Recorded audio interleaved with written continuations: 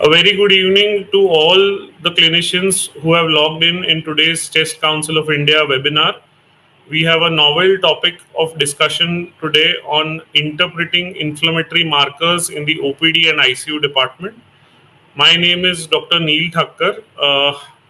Today we'll be we are very grateful to the Chest Council of India for organizing this webinar and giving us all this platform for disseminating knowledge on this particular topic.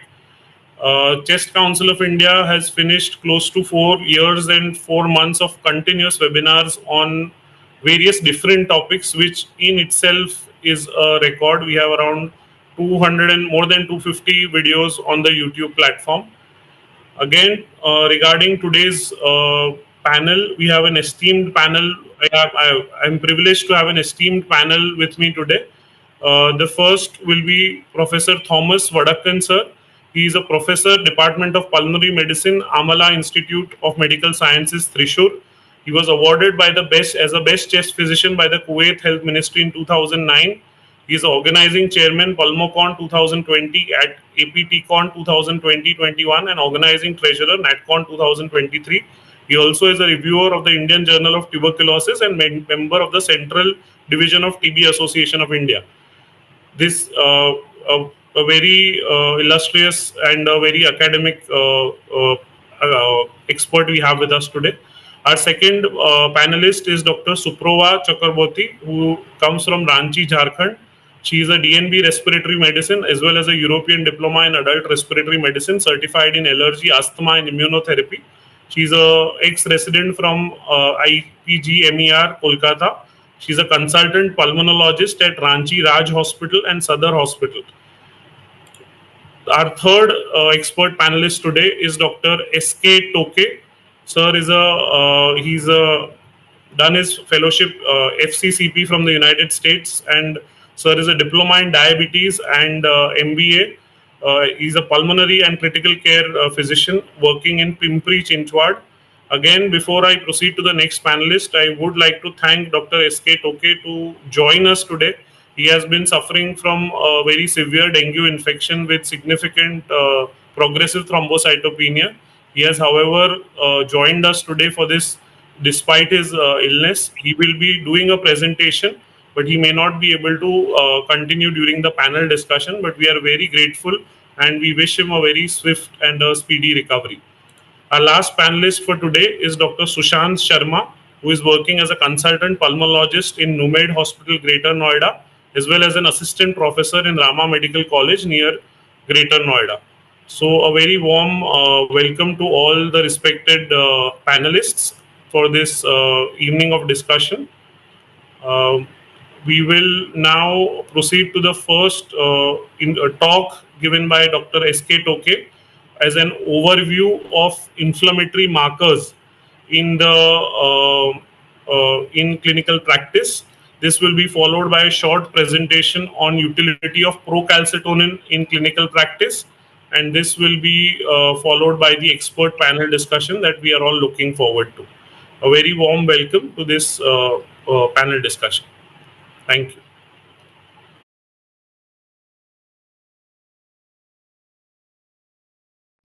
Good evening, one and all. Today we have very unique topic on inflammatory markers in the clinical practice. At the outset, I would like to thank CCI pillars, and main pillar of CCI is NH Krishna Anna, then Dr. Anil Maske, Dr. Ashish Dubey, Dr. Dr. Vivek Martin, CCI webinar coordinator. So I will start my presentation. What are the inflammatory markers? These are substances or proteins which are released in the circulation in a response to the infection, trauma, inflammation, sepsis, or any burn. What do we have now? We have white cell count, we have lactate, which is a marker of the perfusion variable. Biomarkers like C-reactive protein, procalcitonin, cytokines, and new markers. Large number of markers are cytokine receptor biomarkers, then coagulation biomarkers, biomarkers related to the vascular endothelial damage, and markers related to the organ dysfunction, acute phase protein biomarkers, and others. What are the sepsis markers? Sepsis markers are lactate, C-reactive protein, procalcitonin, sepsis markers, which I will discuss one or two slides at the end of this presentation. Lactate production. How the lactate will be produced in our body? Critical illness leading to increased tissue oxygen extraction that will lead to oxygen delivery and oxygen consumption mismatch, which will cause oxygen death, global tissue hypoxia, anaerobic metabolism, and lactate production. Lactate. It is raised in the severe sepsis and septic shock, hypoperfusion secondary to anaerobic metabolism, cellular metabolic failure. It indicates decreased clearance by the urine. What are the serum lactate levels in normal conditions? Those are 0.5 to 1 millimole per liter. Space but no tissue hypoxia less than 2 millimole per liter. And if lactic acidosis has been developed in the body, that value will be more than 4 millimole per liter. It can be used as a monitoring response of sepsis patient to resuscitation, stratification, and prognosis of septic patient. Serial lactate level monitoring is recommended to see the outcome of the patient. Lactate clearance. Higher the lactate clearance, lower the mortality. Coming towards CRP, that is C-reactive protein. It is acute phase protein synthesized in liver, IL-6, IL-1, and TNF-alpha stimulate synthesis, binds bacterial polysaccharide chromatin, activate the classical complement pathway, and increase the immunoinflammatory response, especially in the bacterial immunity. CRP begins to increase after within 4 to 6 hours after the stimulus, that whatever is the stimulus, infection, inflammation, trauma. It doubles every 8 hours, peaks at the 36 to 50 hours, and half-life of the CRP is 90 hours. It is sensitive marker of inflammation and tissue damage. And other conditions, what are the other conditions leading to the increase in the CRP levels? Those are rheumatological disease, SLE, systemic sclerosis, dermatomyositis, Sjogren's syndrome, then inflammatory bowel disease, hematological disorders like leukemia, graft versus host disease. Then coming towards another biomarker, that is procalcitonin, which is very, very important as far as the sepsis or a patient in the ICU is concerned. It is peptide precursor of calcitonin produced by the paraperitoneal cells of the thyroid, neuroendocrine cells of the lung and intestine. It raises response to the pro-inflammatory stimulus. One of my colleagues, he is going to speak on procalcitonin specifically for around 10 minutes. So I would keep short this one. Short life of procalcitonin is independent 24 hours and which is independent of the renal function. Easy to measure in the serum plasma and stable in vivo as well as in vitro. What are the normal values and values according to sepsis, severe sepsis?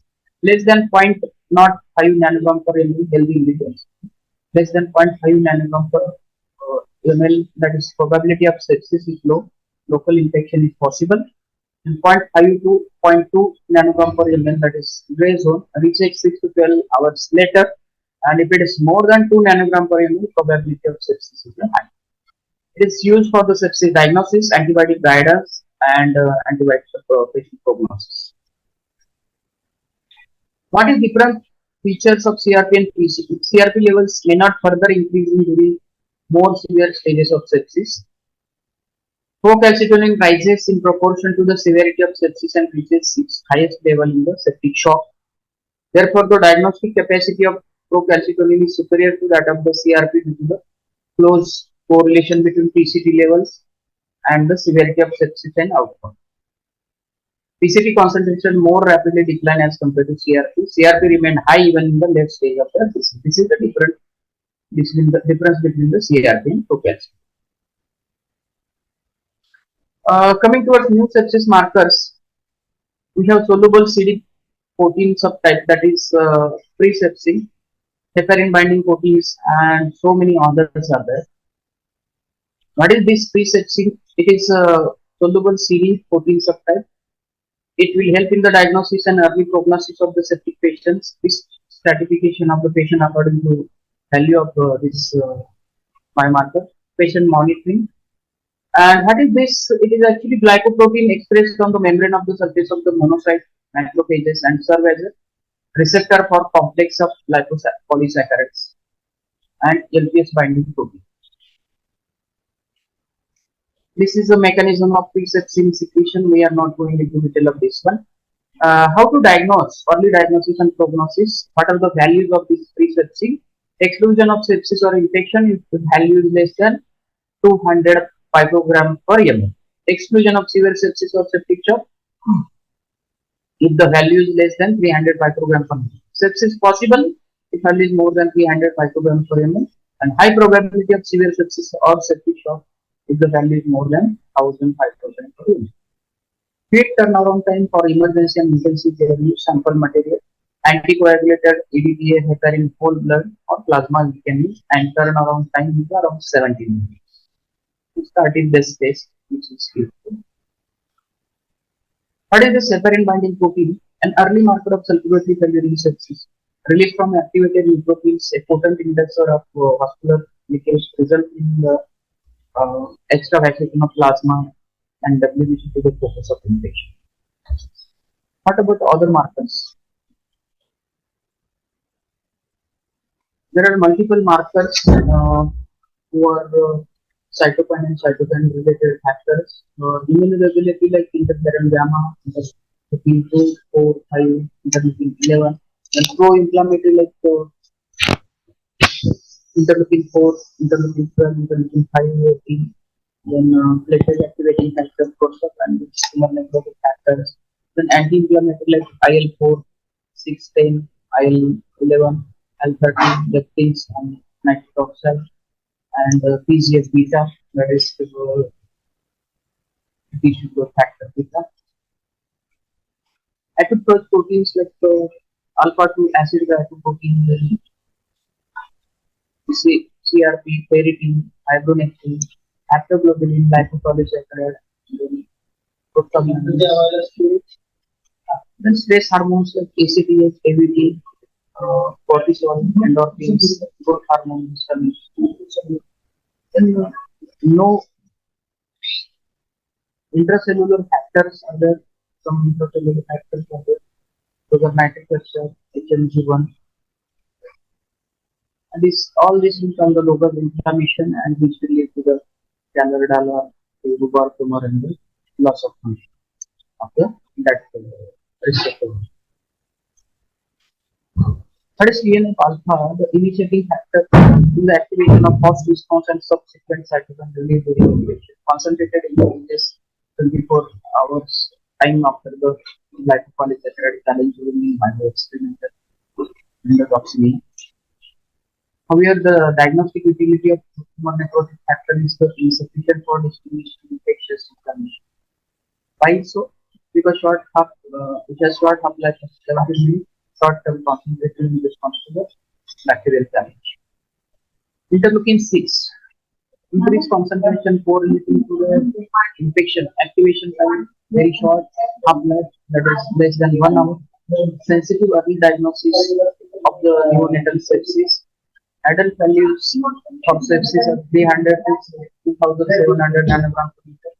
SIRS 100 nanogram per liter. Discrimination adult diagnosis has not been established yet. And this is all about inflammatory markers in the clinical practice. Thank you, Sishya.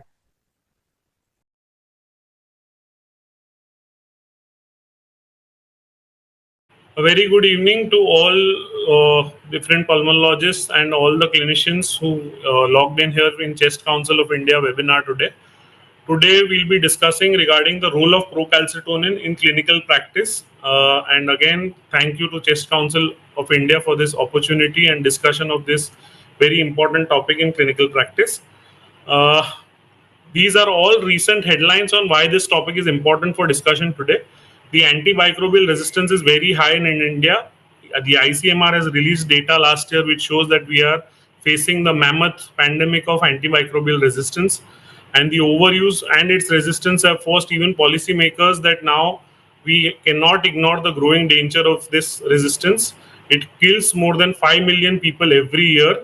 So Lancet has even said, published that what are the preventive measures to battle this antimicrobial resistance. Antibiotics are overused, overprescribed in a sizable number of population, and we need tools like procalcitonin or other tools where high adherence to PCT guided antibiotic prescription guidelines may reduce the antibiotic use in hospitals. Now, why is this important? Because misdiagnosis in itself causes over 3.5 lakh deaths every year. This is as per the published last year in the United States. And again, more than 4.2 lakh live with permanent disabilities. And the cause of misdiagnosis, five most common conditions, has two major, sepsis and pneumonia among them, where PCT plays a very important role. So this is not amongst any news headlines or any study. This is an advertisement by a law firm which shows that how do doctors misdiagnose pneumonia. And in that they mentioned failure to order an X-ray, failure to do a blood test, rushing through patient examination, not taking a proper history, failure to foresee a pneumonia, which can be a simple flu. So these are all criteria where they are inviting people to make a litigation against clinicians. As doctors, we should be aware regarding these also when we look after the medical aspect of patients. So what is procalcitonin? It is a peptide precursor of a hormone called calcitonin, and which is involved in the calcium homeostasis, arises, and again it the endopeptidase cleaves the once the pre-procalcitonin into the procalcitonin, and it rises in response to an inflammatory response, and that causes rise of LPS, microbial toxin, inflammatory mediators like the IL-6 and TNF alpha, also elevated calcium level, glucocorticoids, glucagon, gastrin, or any adrenergic stimulation. This is very important when we discuss false positive causes. So this causes in the adipocytes the inflammatory PCT, and in the endocrine cells the thyroid PCT. Both will rise in the blood circulation. This is the pathogenesis. Why is it important to know about PCT? To reduce antibiotic use for the treatment of respiratory tract infections. And again, it is lower respiratory tract infections are most common cause of antibiotic prescriptions. Around 30 to 80% of these prescriptions are unnecessary or inappropriate, and when indicated, antibiotic treatment courses often exceed the recommended duration. So a good PCT test with a good discriminatory value can help differentiating the etiology of the cause, and even in particular cases, it can be used in combination of clinical judgment with to reduce the unnecessary antibiotic use. This is real life data taken in CCI, the life member group, yesterday, and responses till today. We had around 138 responses to the question, use of PCT in practice. Majority of people felt it is helpful in differentiating bacterial and viral infection. The second highest majority felt that it can be used for de-escalation of antibiotics, then for persistent fever, as well as to differentiate infective and autoimmune etiology. So these are the real life responses. We'll see a literature review as to how true these are. Now PCT, this was published in the Cochrane, which is the considered as standard for evidence-based medicine in 2012. 14 trials, more than 4,000 patients. Treatment failure occurred in 398 PCT group patients compared to 466 control group. It was not associated with increased mortality. It did show that the antibiotic duration was reduced from 8 to 4 days with the use of PCT guided therapy. And again, we need more higher quality research that was recommended after this study. In 2017, we had another clinician targeted intervention to influence antibiotic prescribing behavior in acute respiratory infections. 8 reviews were there: CRP, point of care testing, shared decision making, and PCT guided management all were studied, and they were found to reduce the antibiotic prescribing in general practice. And PCT guided reduced the antibiotic prescription even in emergency department. The effect of this intervention is small but very clinically important. And PCT guided management did not result in any treatment failure. And this was again published in 2011, which shows all the observation and intervention study before that. Very robust studies have been done with pneumonia, with septic shock. In the localized infections such as meningitis, arthritis, abdominal infections, we have limited data on the utility of procalcitonin. And again, it does help in reducing unnecessary exposure to antibiotics and reducing antibiotic resistance. And I'll start off with a case. So again, 30-year-old male, an army officer, history of prior COVID, fever, breathlessness, and cough in the last 10 days with chest pain. Initially was admitted to a local government hospital. This was the initial X-ray. If you can make out, there was a left-sided bilateral opacity, but more on the left side, with also a pleural-based opacity which is there.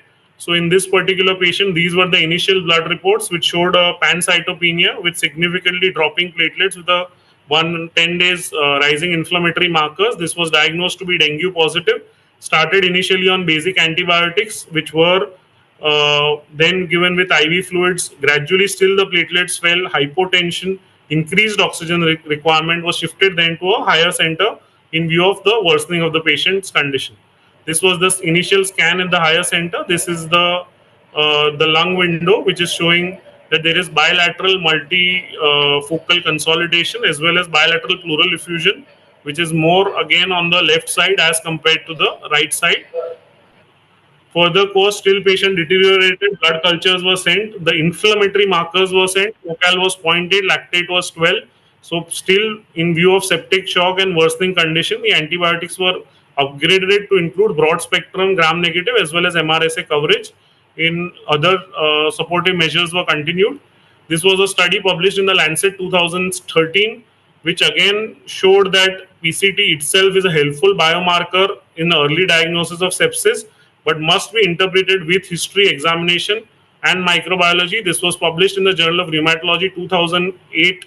This shows that accuracy, sensitivity, and specificity for bacterial infection, and this was estimated using an ROC curve, which did show that PCT was higher in bacterial group than the disease flare-up group, with a cutoff of around 0.5, and the diagnostic accuracy of the bacterial infection was around 79%, sensitivity of 50%, and specificity of 97%. So very good specificity here. Another study in autoimmune disease where 9 studies were included in this pooled analysis. Pooled specificity was 90% for PCT tests and 56% for CRP. So again, specificity were higher for PCT and was highly specific in identifying infectious complications, not as sensitive as CRP. Positive likelihood ratio of PCT was sufficiently high to qualify this as a rule-in diagnostic tool compared to a rule-out tool. So very important table. I'll take some time on this. So if what is the most likely diagnosis? If it is a viral community-acquired pneumonia and you see the PCT, if it is relatively higher, you suspect a bacterial one. If it is a bacterial and the PCT level is not declining, you think of what could be the other cause and you need to whether escalate or not. If it is not declining, if it is declining, then you need to decide on de-escalation over a period of 5 days with appropriate therapy. In non-infectious cause, if the PCT is higher, then we think about infections. If it is again it is negative, then less likely that any other infective cause, and we should stop the antibiotics. So again, this was published in JAMA in 2009, ProHosp trial, 1,000 patients with LRDA of any kind, and again showed that clinicians here could overrule the PCT algorithm if they felt that the patient's condition is worsening. Mean antibiotic exposure was reduced by 30%, and a lower threshold was used to discontinue the antibiotics. Coming back to that patient, there was a pleural effusion tap which showed an exudative effusion with a normal ADA. Underwent eventually, once the platelets went above 1 lakh, still infection persisted, a bronchoscopy which showed that mucus plugs were there which were cleared, which on cultures grew methicillin resistant staph aureus. So which accordingly the antibiotics were optimized gradually with a drop or decreasing PCT and improving clinical condition. Antibiotics were de-escalated over the period of 7 to 10 days, and gradually the pleural effusion also improved and patient was overall discharged. So coming back to again another article, PCT guided use of antibiotics in infections, NEJM. This was a negative study which showed no difference in PCT group and usual care group in the duration of antibiotics as well as the any adverse outcomes. The levels we normally use less than 0.1 unlikely, 0.1 to 0.25 unlikely, 0.25 to 5 likely, and more than 0.5 very likely that this is a bacterial infection. Rise, we are all aware, mycobacteria, legionella, candida, plasmodium, these can cause a rise of only close to 0.25. Where can there be no rise or a very small rise? So chlamydia, mycoplasma, borrelia, aspergillus. So these are all cases where the marker may not be useful for even infective cases. Even gout, pseudo-gout, IBD, these are all conditions where the rise may not be that significant, as well as in malignancies such as lymphoma, sarcoma, and renal cell cancer. For community-acquired pneumonia, it is a helpful measure to discontinue antibiotics, and again, does not typically it is not helpful for initiation. This was published in Lancet 18. Again, mortality benefit was similar, however, was associated with a significant reduction in antibiotic exposure as well as the side effects. And because of the reduction in side effects, it also helped in survival. So this is the ATS IDSA document on which showed that empiric antibiotic should be initiated with clinical suspicion and radiology only.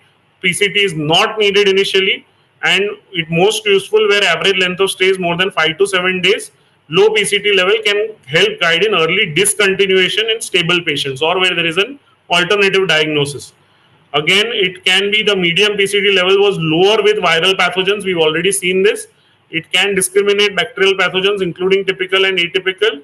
PCT threshold of 0.1 with 80% sensitivity, 50% specificity for identifying any bacterial pathogen. Again, what do guidelines say? This is from the ESICM guidelines. Routine bedside. Most important is clinical assessment when deciding antibiotics. We do not delay antibiotic in VAP or HAP in waiting for a PCT report. But biomarkers do help in consideration to availability, feasibility, and the cost. This is a very, very good document published in the IGA, Indian Journal of Critical Care Medicine, 2022.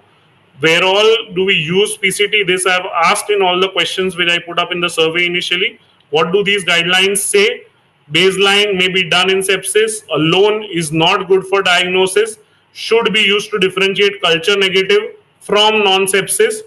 PCT measures can be used to support discontinuation or de-escalation of antibiotics with sepsis. Repeated every 72 hours or earlier if indicated. 3B recommendation, so not strong evidence. PCT is less than 0.5 or drop by more than 80. Both values very important from baseline, used along with the clinical judgment when we are deciding on antibiotic de-escalation. Used to define severity in patients with sepsis. So again, this is specifically for sepsis. You should be aware where PCT is not a good reliable marker. So not a good marker in atypical bacteria such as Legionella, Mycoplasma or Chlamydia. Non-bacterial infections with a positive PCT, scrub typhus, Plasmodium, Candida, Clostridium difficile, and PCV may be negative in localized infections as well as in viral, Borrelia, Chlamydia, Mycoplasma, these infections. So in community-acquired pneumonia, not routinely needed to start the antibiotic. Baseline PCT should be obtained in subsequent de-escalation, and baseline should be preferred when we decide regarding further prognostication. Based on clinical judgment, empirical antibiotics should not be delayed in waiting for the PCT report and should not be routinely used for differentiate bacterial and viral. Microbiology is gold standard. De-escalation, again, 0.5, 80% we've discussed. In CKD specifically, 0.5 cutoff is important. 0.25 for mild to moderate disease. In VAP, should not be used to make clinical judgment, baseline decision, and PCT should be as part of an antibiotic stewardship program. In other infections, specifically for UTI, it is a good device. For pyuria, PCT, again, a good device. Against use of PCT for markers for only febrile UTI, should not be used for diagnosis of SBP, should not be again used for pancreatitis diagnosis, can help in later for antibiotic decisions with other bacteria. PCT should not be used for diagnosis of SBP and can be used for secondary peritonitis. Serum PCT should not be used for the diagnosis of infection in immunocompromised patients alone. It should be with other microbiologic proof. Serum PCT should not be used in such immunocompromised patients in isolation. So thank you so much for patient listening. In all our troubles, we normally see what our minds seek. So the take-home message here is, it is a good test if used correctly. Main role is limitation of antibiotic, not a diagnostic tool. We should remember primum non nocere. First, we have to do no harm. And role is always with good clinical examination, local microbiome data, and a strong antibiotic stewardship program. Thank you so much for your patient listening. We'll be now moving to a very strong and a very good panel for a discussion on inflammatory markers in OPD and ICU. Thank you.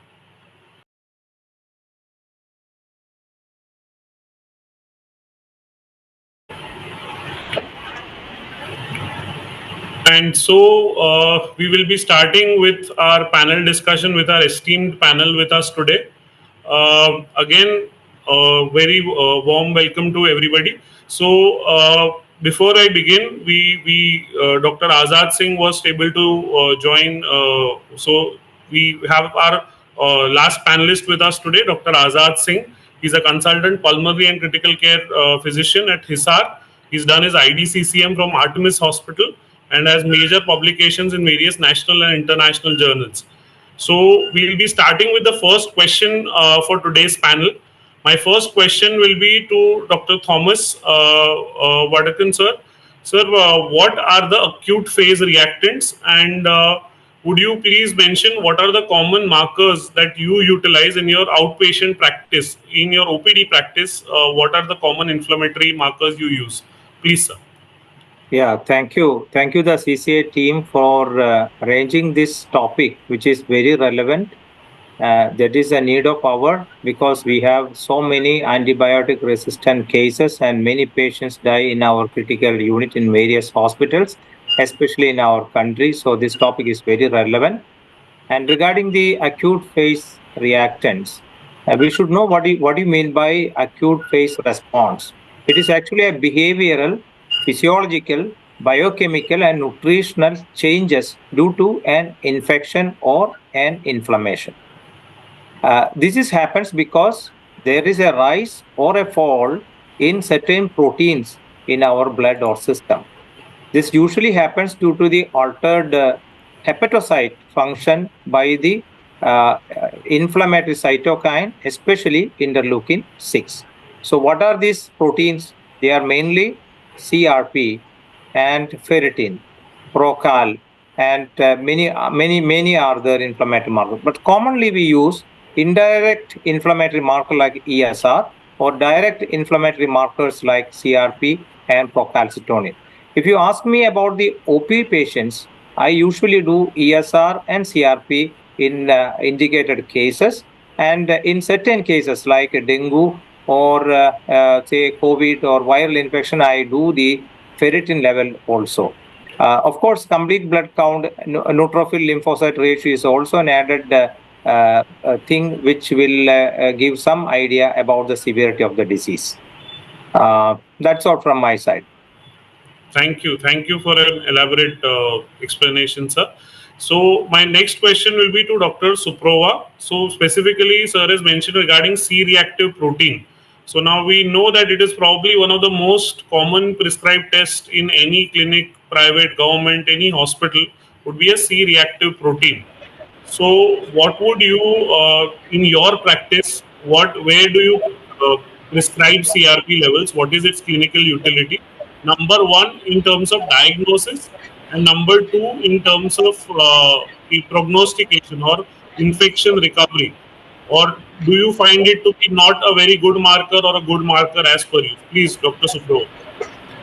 Good evening to everyone. Thank you, Dr. Neel, and thank you, CCI, once again for the opportunity and selecting a very relevant topic for our day-to-day practice. So coming to the CRP, C-reactive protein, as sir already said, is an acute phase reactant, and it is not very specific. So it's either it's any infection or any autoimmune process or any kind of inflammation ongoing in the body, so we can expect the CRP to be raised. So in CRP start to rise within 4 to 6 hours. So in the first hand, when we are seeing a patient and we are not sure about the diagnosis, we are starting treating on the symptoms basis. That time, initial CRP may give us the value, the level of the CRP may give us the idea of the level of the inflammation or the infection ongoing. But it is not a very helpful diagnostic test.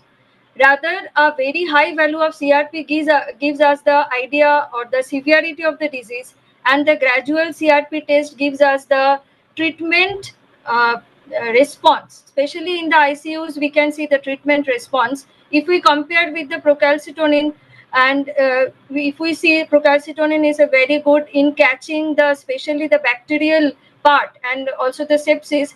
In comparison, CRP will catch the non-infectious causes also very well, such as any autoimmune process or traumatic or burn cases, polytrauma. We see many non-infectious causes in ICU patients where CRP can be very much raised.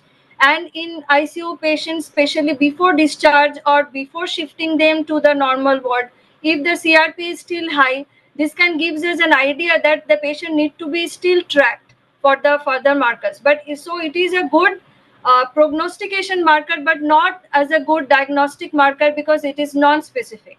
And in some studies, it has shown that the very high value of CRP is associated with 30 days all mortality causes in ICU, especially in sepsis patient and especially in bacterial sepsis. Thank you for an elaborate explanation as well as in various clinical scenarios. So based on this answer, again, I have one question for Dr. Azad Singh. So if you are faced in a situation that a patient comes to you with, say, fever, a cough, and one patient's report has a CRP value of 100 and another patient's CRP value is of 500 with the same history. Now, like she's already mentioned regarding very high values, could you please tell us, is there any significance of very high or very low value? Same question, if the patient has the same history, fever, breathlessness, cough, but the CRP levels are negligible. So how is that value significant in these scenarios, either very high or very low? This is for Dr. Azad Singh, please. Hi, good evening, everyone. To the panel and Dr. Neel. Special thanks to CCI for giving us this platform so that we can share our views on this very important topic. So that this problem we face in our daily day-to-day basis, that some patients with the same history can have drastically changed CRP levels. So, as ma'am mentioned, that it's a non-specific marker. In same setting, with same age group, with same complaints, patient may have different CRP levels. This very high CRP value may not be that specific to any disease because there are multiple causes which can cause this high CRP value. Only sensitivity marker of inflammation or infection, rather more inclination towards the bacterial than the viral infection. But very low CRP, usually we don't discuss in our day-to-day practice. Any anti-inflammation or any antibiotic can cause low CRP levels, but some of the major cardiovascular medicines can also decrease down these levels to a drastically significant level, like statins, like ARBs, for example, telmisartans, like anti-diabetic drugs, and antiplatelet drugs like histamine, etc. They can drastically decrease down the CRP levels in patient, even if the patient has fever with some throat pain, cough, but still not having CRP level in higher ranges, may also be consuming these medicines. So we have to look into detailed physical and medical history of the patient so that we can lead to a particular diagnosis and not mislead by a routine investigation like CRP or any other biomarker. We have to look into detailed medical history. Thank you. So as so rightly said, we'll conclude that if the value is very high, again, we think towards more likelihood of bacterial, and specifically, as you have mentioned, we look at the drug history. It is very important when we see and with the clinical scenario.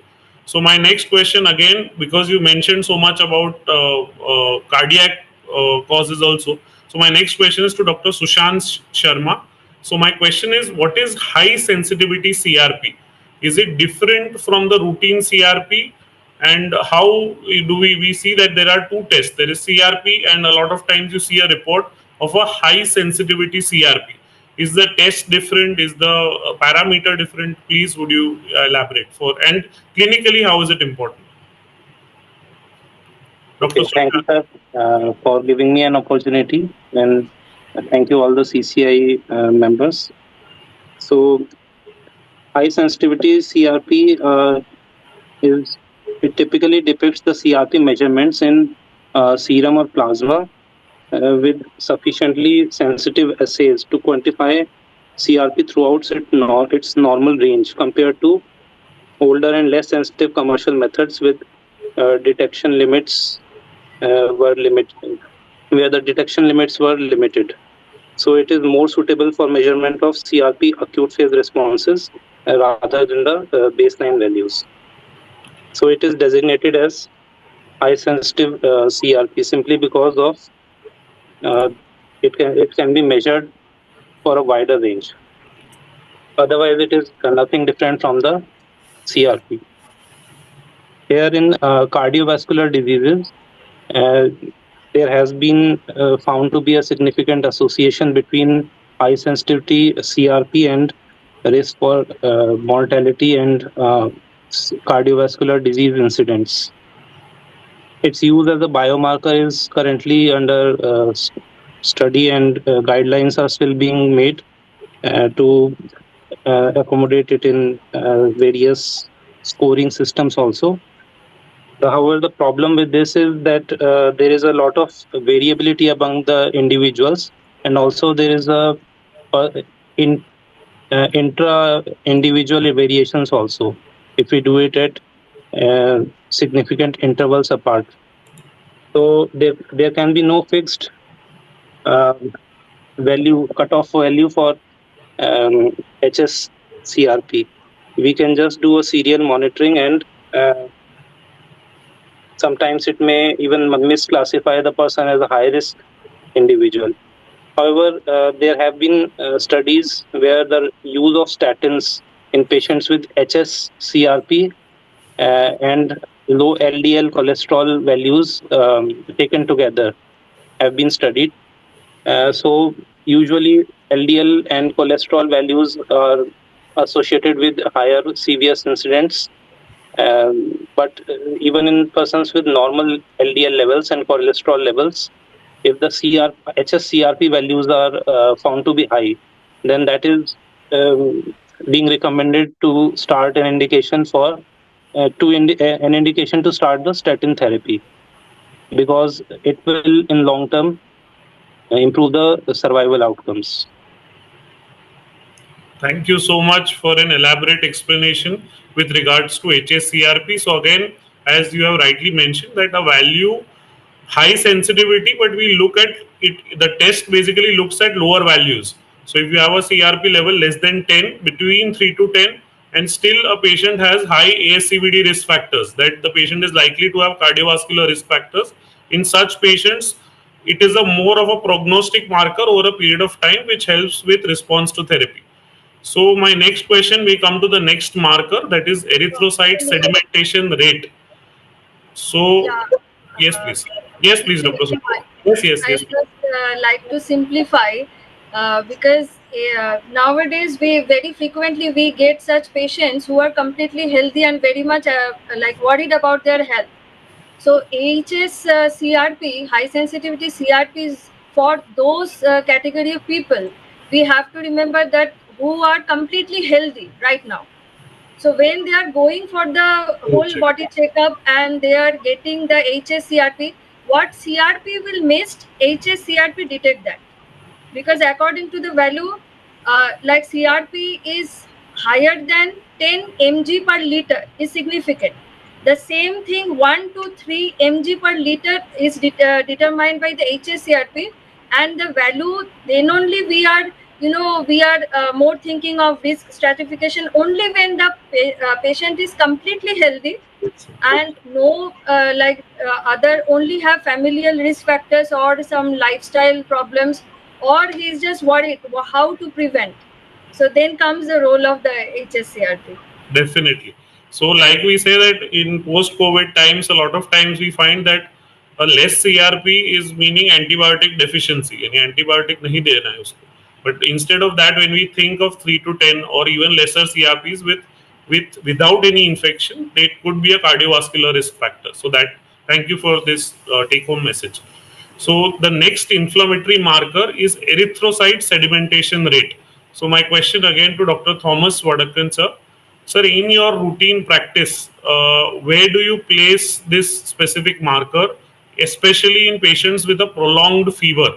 Like, do you routinely prefer to do ESR as a first workup when the patient is having, say, a fever of 5 to 7 days, or you prefer to send it, say, after the patient is not responding to any antibiotic or an antiviral course and you feel that the fever is persisting? So where do you place this in your clinical practice, this particular marker of erythrocyte sedimentation rate? Yeah. Among all the inflammatory markers, this is the cheapest marker available, ESR, the oldest one. So there is no harm in doing ESR for any patient we are suspecting infection or inflammation. So I routinely do for my patients ESR as the first inflammatory marker. The plus point is that it indicates some inflammatory markers are increased. So this is a starting point to investigate the patient further. But remember that high ESR sometimes maybe can occur as normal because it depends upon the age. There is a usual calculated ESR, predicted ESR for males is just divide the age by 2 will be the predicted ESR. And for female, add 10 to their age, then divide by 2 will be their predicted ESR. Suppose a lady of 90 years comes to me, her predicted ESR will be 50. So that we have to take into consideration when we are interpreting the ESR. And I think Dr. Azad well mentioned about the clinical scenario is very important.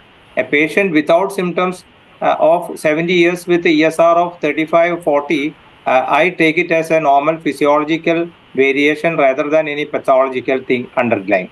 And remember that a study of more than 1,000 patients with the ESR more than 100 showed that only 30% of them are having infection as a cause.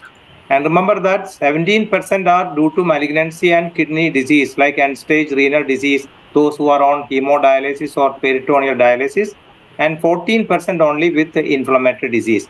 And remember that ESR may be reduced. Those who are taking anti-inflammatory agent, especially IL-6 inhibitors, and certain hematological diseases like sickle cell anemia, when their bile salts are high, or even congestive cardiac failure, heart failure, ESR may be relatively reduced, even though there is an infection. So these points should be taken into consideration while interpreting ESR. But since it is the cheapest one and will give some idea about the underlying inflammation, ESR should be routinely done for any case of infection in my OPD. That is my suggestion. Thank you, sir. So again, the question which follows this is again that if we've discussed regarding that, especially again, sir has mentioned, you look at the drug history is very important again, and you look of physiologic causes also when you think that the ESR is high. So my question is to Dr. Azad Singh again, if the ESR level is falsely high or chronically high or it is falsely low, what are the causes? Like, you think that it could not be that the value means that it is clinically correlating. So which are the conditions which may cause a falsely high or a falsely low or a chronically high ESR? This is for Dr. Azad Singh. So, Thomas sir rightly mentioned that we have so many patients going in our OPDs, which are coming with reports like, I have ESR of 30, 35, but the age is around 70s, 80, 75, 65. So, falsely raised ESR without any complaints in the patient can be caused by age, as sir mentioned. If the patient is chronic smoker, chronic alcoholic, if patient is obese, and if the patient is pregnant, and there might be some lab errors also, which might be the case in a country like India, where the lab regulations are not so stringent. In my city also, we have so many labs opening without any standardization, so they can give any kind of report. So the lab standardization can also cause this falsely elevated ESR levels. In females, menstruation can cause falsely ESR levels. Then falsely low levels, there are certain conditions which can cause ESR to be below the normal level. And labeling them to congestive heart failure, hyperviscosity syndromes, leukemias, because higher leukocytosis will cause this ESR to be decreased down.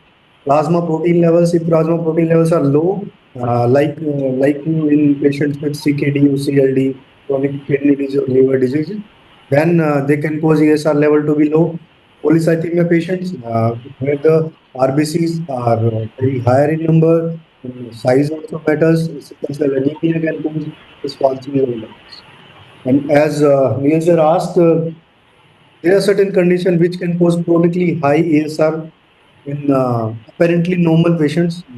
As I mentioned earlier, also that any chronic anemia patients, thalassemia patients, malignancy patients, leukemias, any other transplant patients, sorry, no transplant patients, kidney diseases, thyroid diseases, pregnancy, and old age, they can cause chronically higher ESR in apparently healthier individuals.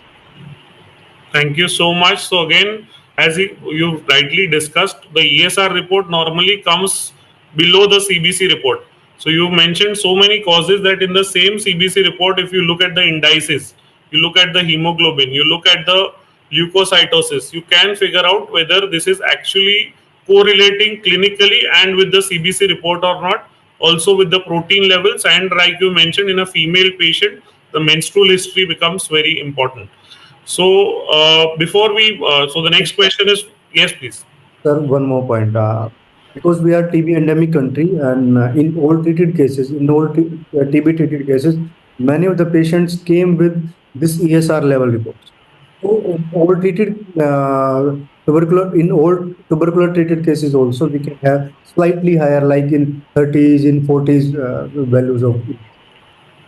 So one more question with this to the panel. Suppose, is there any patient where you will, at any point in your clinical history, if the patient just has a high ESR, have you in the past or will you at any point start AKT for this patient just on this one report?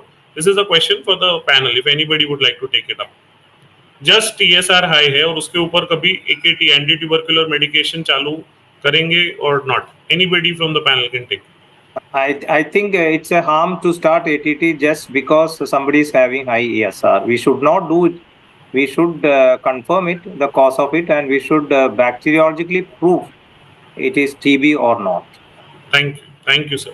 So the next question, we move to the next marker, and especially in the post-COVID era, we have seen rampant use of a lot of other inflammatory markers that includes LDH, ferritin, as well as a ratio that is the neutrophil to lymphocyte ratio. So my question is to Dr. Suprova that what utility, now we are through majority the major pandemic, we still see isolated COVID cases, but in your current practice, do you place these inflammatory markers anywhere? Especially, what is the importance of the ratio and these two specific markers, LDH and ferritin? Please, in your practice, please. Yeah, Dr. Neel, this neutrophil lymphocyte ratio especially gained a lot of momentum during COVID. But if we see to our day-to-day practice, actually it precedes the other markers. Like before the CRP is getting elevated or anything gets elevated, we can get a NLR report. So that is useful. But the problem is lot of confounding factors, because the use of steroid with the advanced stage and some ongoing maybe hematological disorders, can be also any surgical post-surgical cases, acute stress, maybe the use of even some drugs like epinephrine, some antibiotics, even especially in HIV patients, we cannot rely specifically on NLR. Though some studies are suggesting in sepsis, the value of a neutrophil lymphocyte ratio being greater than 15 absolute value, and it is persistent, it is a predictor of worse prognosis. Same with the pneumonia, one study is showing very high value of NLR, like nearly greater than 28. It is also another worse prognosis marker for pneumonia. Again, another study, this is a little bit in contrary, opposite finding they had. Like NLR value was found to be low when in hospital acquired pneumonia, they found there is an association of an MDR strain with this low NLR value. So there are a lot of confounding factors and we cannot prognosticate. But nowadays there is in cancer patient, because of cancer-free progression sometimes prognosticated by this ratio, like if NLR value if less than 5, more probability of cancer-free period for the patient. And if it is greater than 5, then the possibility of metastasis is there. So these ratios are just giving us some clues, like what may be. And it is first-hand clue. Nothing else, just to prognosticate in the first hand, before anything comes in our hand. And of course, we have to judge clinically. So coming to the LDH, second thing, it's an isoenzyme. A lot of 5 types of isoenzyme consisting this LDH, and it is secreted by liver, muscles, kidneys, everywhere. And it is also very non-specific. And we know as a pulmonary physician, we do a lot of LDH because of our pleural effusion to differentiate exudate. While empyema is there or not, we use it. And if you see when the gastroenterologists, they see the treatment response in pancreatitis and toxic hepatitis jaundice patient, the serial LDH marker, that the inflammation is coming down or not. Again, the cancer progression and metastasis, if LDH is persistently high, there is a strong suspicion of metastasis. And in acute MI, again, the LDH is high, megaloblastic anemia. So these are various clinical scenarios we have to judge always, like where LDH is going to help us if we want to do it serial, prognosticate. And ferritin, as Thomas sir said, it's some viral fever, some hemorrhagic fever, ferritin, acute ferritin raise may help. Or maybe some CKD patient, ongoing dialysis, have an infection, high ferritin value in critically ill patient is been found with having worse prognosis. But other than that, they don't give us anything specific. Thank you. Thank you so much. So one question before we move to the next, I'll try to take some audience questions also. So this is for Dr. Thomas Vadakkan. Because we discussed this right now, there is a question from Dr. Muhammad Rahim Hussain from Telangana, Secunderabad. High ESR with weight loss. So you mentioned that you won't treat any high ESR patient with AKT. So now he's added one symptom to the mix, that a patient with a high ESR and weight loss. And again, after sir, if anybody else would also like to take this is what would you do in such a case? Like, is this a candidate to start any medicines, or what would you think if a patient has this specific history? Yeah, we can investigate, right? Why we should start ATT with just weight loss and ESR. Cancer could be differential diagnosis of that. So we should take a proper history, clinical examination. This will give you some clue about the underlying disease and investigate and confirm the cause of high ESR and loss of weight, rather than empirically starting ATT, where if patient develop ATT-induced hepatitis, and if the diagnosis is cancer, who will be responsible for that? So we cannot take risk, especially in this era of social media, where patient can Google it and see the differential diagnosis of loss of weight and high ESR. This is this question is very silly question. I think we should be very serious about this, and we should investigate, do a proper clinical examination, go to our basics, investigate and confirm why patient has lost weight, rather than starting ATT. ATT is not the solution for loss of weight and high ESR. Sir, the question basically was high ESR and weight loss. I just put an addition to it. So with high ESR and weight loss, what tests would you want? If Dr. Azad Singh, you raised your hand, if you would like to take that. With high ESR and weight loss, what test would you want in that particular patient if somebody presents with that? But actually, again, the clinical history is very important. If the patient has cough or not, if the patient is cough, if patient has cough, then expectation there is not. Patient has chest X-ray is not. If chest X-ray is not suggestive, then we can go for CECT, so that any mediastinal lymph nodes and mediastinal abnormalities there, and we can find out. As Thomas sir rightly mentioned, just because we are to be endemic country, we should not treat each and every patient of raised ESR. Even if patient has a still weight loss, we should not treat we should not directly jump onto the diagnosis of tuberculosis and start it. We have so many tests available today. We as pulmonologists have so many tests today. We can go for endoscopy, CT, and other investigations. Definitely. And like I showed in one of my slides, nowadays online, even lawyers market this, that you can come to us if your doctor has not, you feel that the doctor has not sent a relevant test. So even that is medico-legally, this becomes very important. So now coming to the next question on LDH, specifically Dr. Suprova has discussed extensively. Only few specific scenarios because they are relevant to pulmonary practice.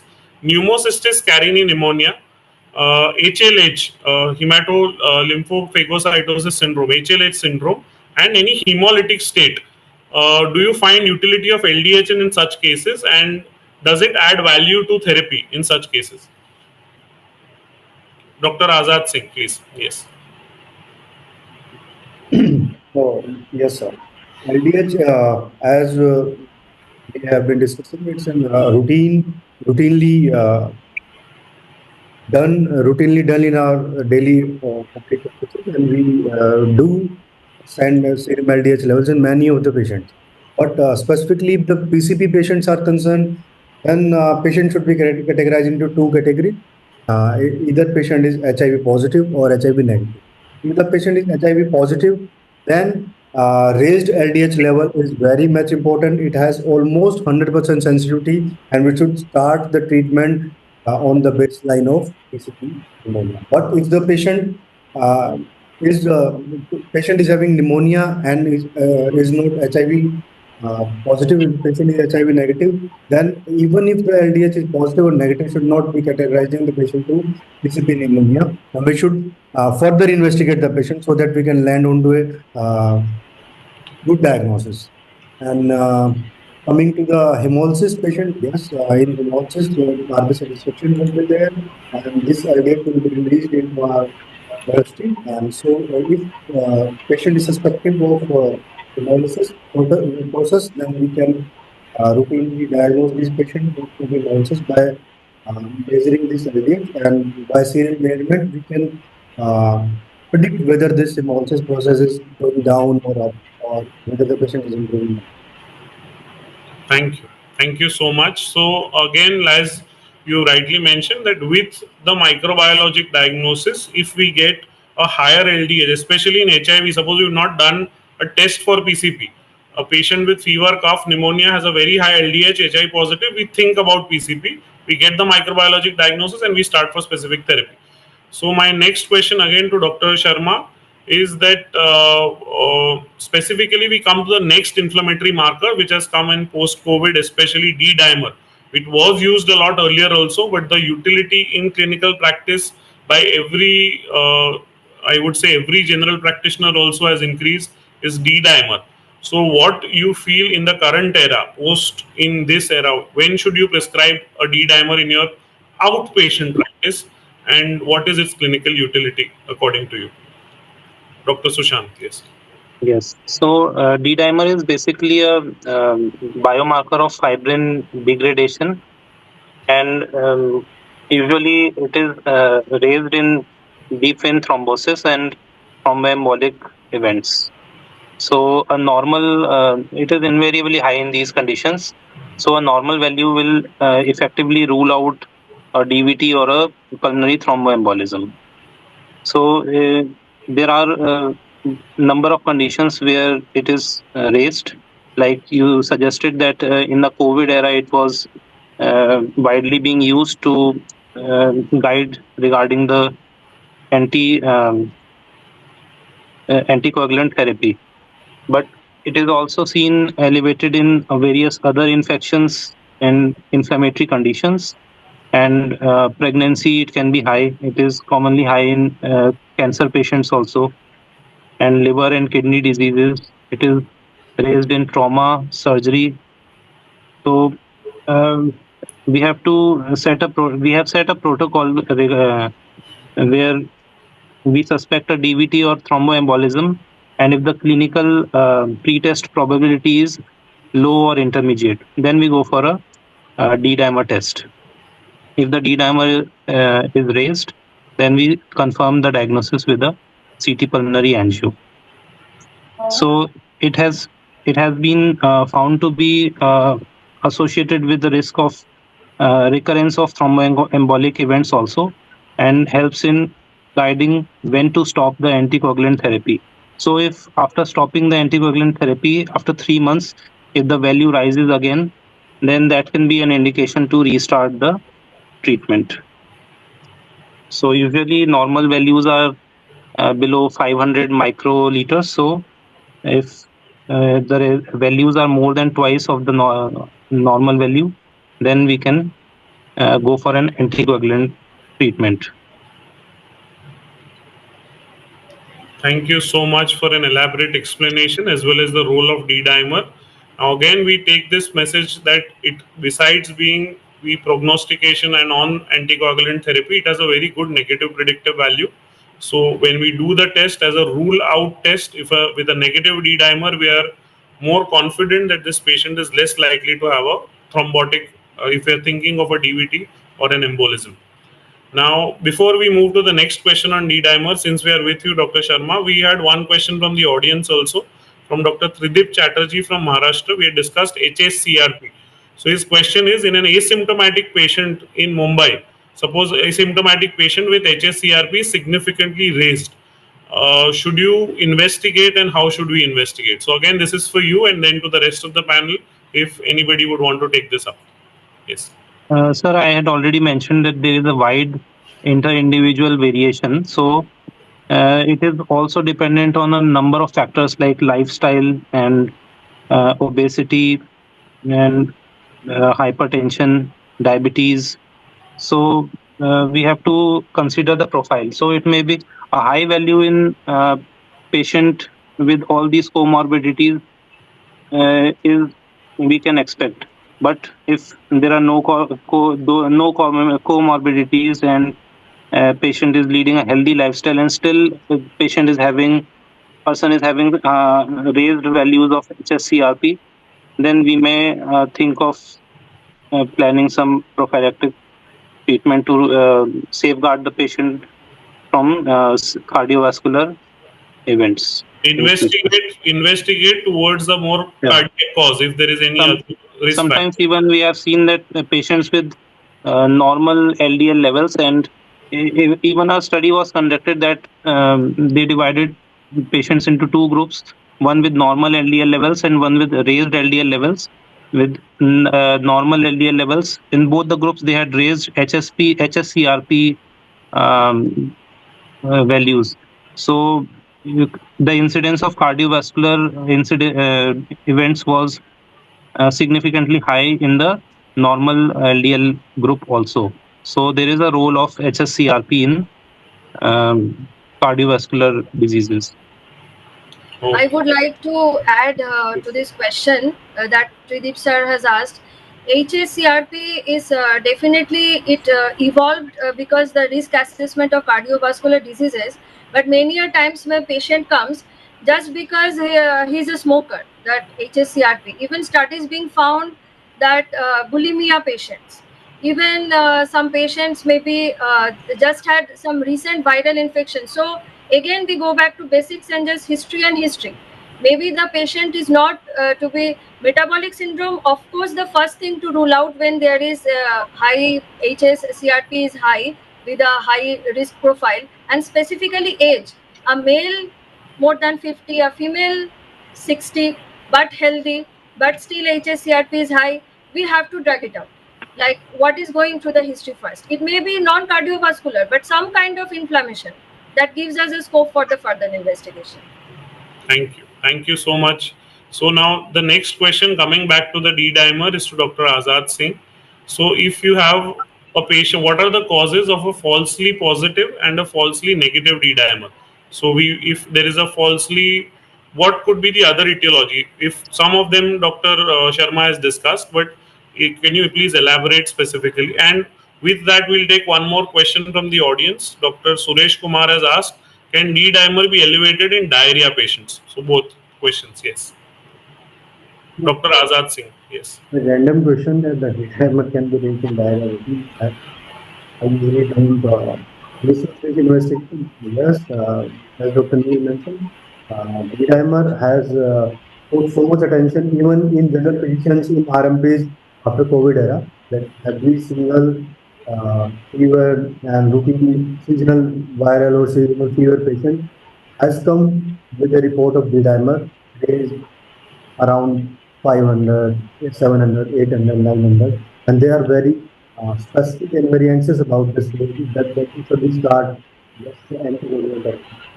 So there are multiple conditions where we can get falsely raised D-dimers. As Dr. Sharma mentioned, it's a fibrin degradation. It can be used in diagnosing different thromboembolic phenomena, disease like thromboembolism, so and even in DIC patients. So, but it's a non-specific test because it can be used in certain other conditions also, like pregnancy, old age, any oxidative stress patients like the post-traumatic patient, post-op recovery patient, cancer patients, any kind of inflammation going in our body can cause raised D-dimer value. So we have to look into other clinical aspects, as Dr. Suprova also mentioned, that we have to go to basics. That clinical history is very important. Physical examination is very important. If patient doesn't have any swelling over the legs, the delivery is less likely to be possible. If patient doesn't have any tachycardia, tachypnea, any shortness of breath, then it's less likely to have a pulmonary embolism patient. And if patient has almost 5 by 5 power in all four limbs, then it's less likely to have a stroke. If patient doesn't have any speech disability, then less likely have to be a stroke patient. And if patient doesn't have any fever or any other alarmingly raised biomarkers, inflammatory markers, then it is less likely to have the PIC patient. So these are the particular factors which are going to falsely raise D-dimers. And falsely negative D-dimer value whenever the patient, like in cancer patient or in post-thromboembolic phenomena, patient is on heparin, then they can have falsely negative D-dimer value. So we have to look into clinical history. Patient drug history is very important because what kind of drug is he or she is taking can also alter the D-dimer values in our body. Thank you. Thank you so much for this. Now we have one question related to this by Dr. Prasanna Kumar T from Karnataka. So role of D-dimer, you mentioned all three causes in the list: surgical, pregnancy, and trauma. So just the question specifically is that role of D-dimer. So if you have these three conditions and a raised D-dimer, would you think to either investigate this patient more for a prothrombotic condition or treat this patient with any additional anticoagulation with these three specific conditions? Sir, as I mentioned, if there is patient of post trauma or post recovery room patient, and patient doesn't have any symptomatic problems leading to any thromboembolic phenomena, that we should wait and we should repeat this D-dimer value after at least 24 hours time, and then we can again throughout this 24-hour period we can monitor the patient. If there is any worsening of the symptoms, then definitely we can upgrade our investigation so that we can end up on a diagnosis and can treat our patient better. Definitely. Thank you so much. So our next question again for Dr. Sharma is coming to our next marker, that is NT-proBNP. So in your outpatient practice, do you use this test and in which subset of patients? NT-proBNP. So NT-proBNP is basically a marker of cardiac failure, and significantly higher values are seen with CHF patients. It is used for monitoring cardiac patients who are on treatment and also helpful in the diagnosis. So basically, if we are evaluating a patient for dyspnea and we have to rule out a respiratory cause, then even along with a raised NT-proBNP, so it signifies a cardiac component of the dyspnea component. So we have to, in OPD cases, if a patient is coming with the raised NT-proBNP, then apart from the respiratory illness, we have to also evaluate the cardiac workup. So we will follow up with a 2D echo and look for ejection fraction or right heart chambers and right heart pressures. So we need to do a cardiac workup for this patient. It is also seen in elevated in other apart from CHF. It can be raised in mitral stenosis, unstable angina, or even in apart from cardiac, it can be raised in diabetes, renal conditions. So just we have to evaluate the dyspnea from other than respiratory cause. Thank you so much for this elaborate explanation in your outpatient practice.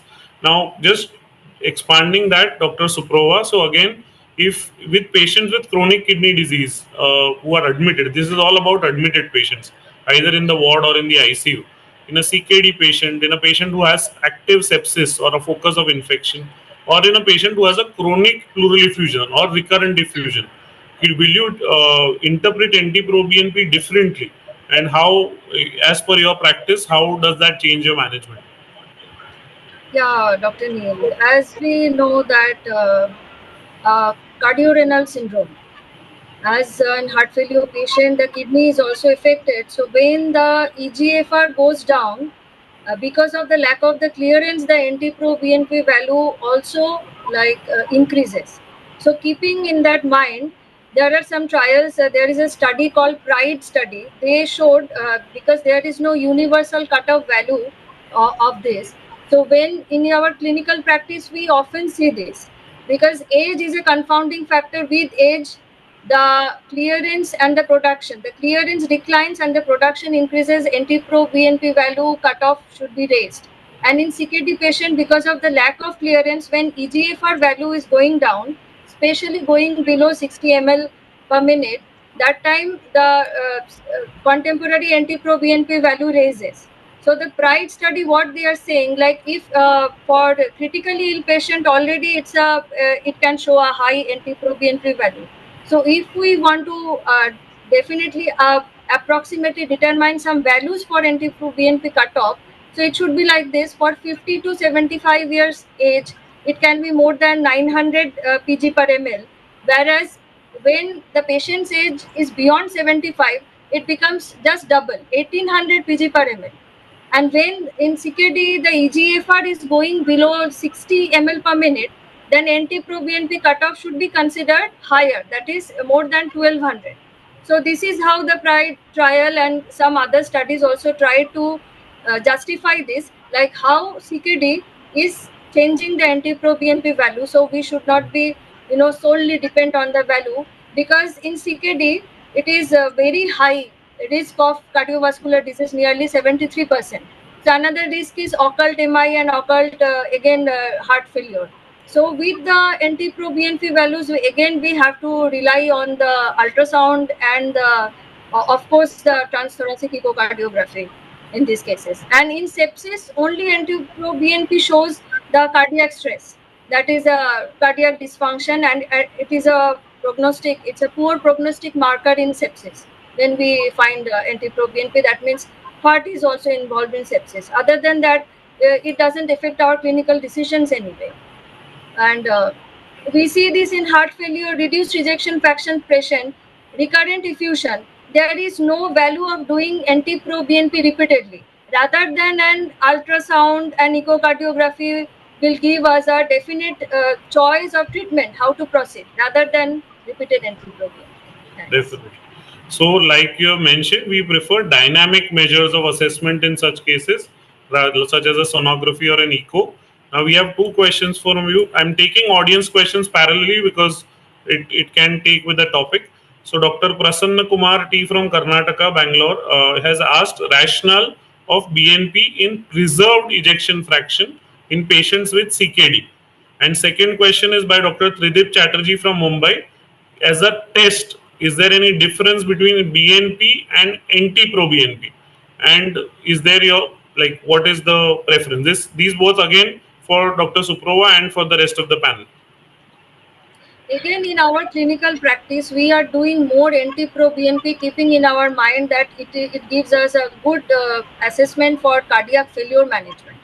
So when we are not assessing fluid overload, So BNPs is more specifically NT-proBNP, N-terminal BNPs we are using more in at least our clinical practice, because what we are searching is more like cardiac failure, is there decompensated cardiac failure management to be included there or not. And on top of that, if NT-proBNP is high, and if you are you have a suspicion of occult MI as well, then you are adding the cardiac markers and all. Per se, BNP values are not giving us that judgment, clinical judgment. So I think nowadays we are using more NT-proBNP. That is why. Same question again, Dr. Thomas Vadakkan. In your practice, NT-proBNP specifically or BNP, and specifically, is there any difference? And rationale of sending a BNP value in a patient with a preserved ejection fraction with CKD? That's the thing is that BNP half-life is only 20 minutes, while NT-proBNP is 120 minutes. So usually we expect 6 times hike of NT-proBNP rather than BNP.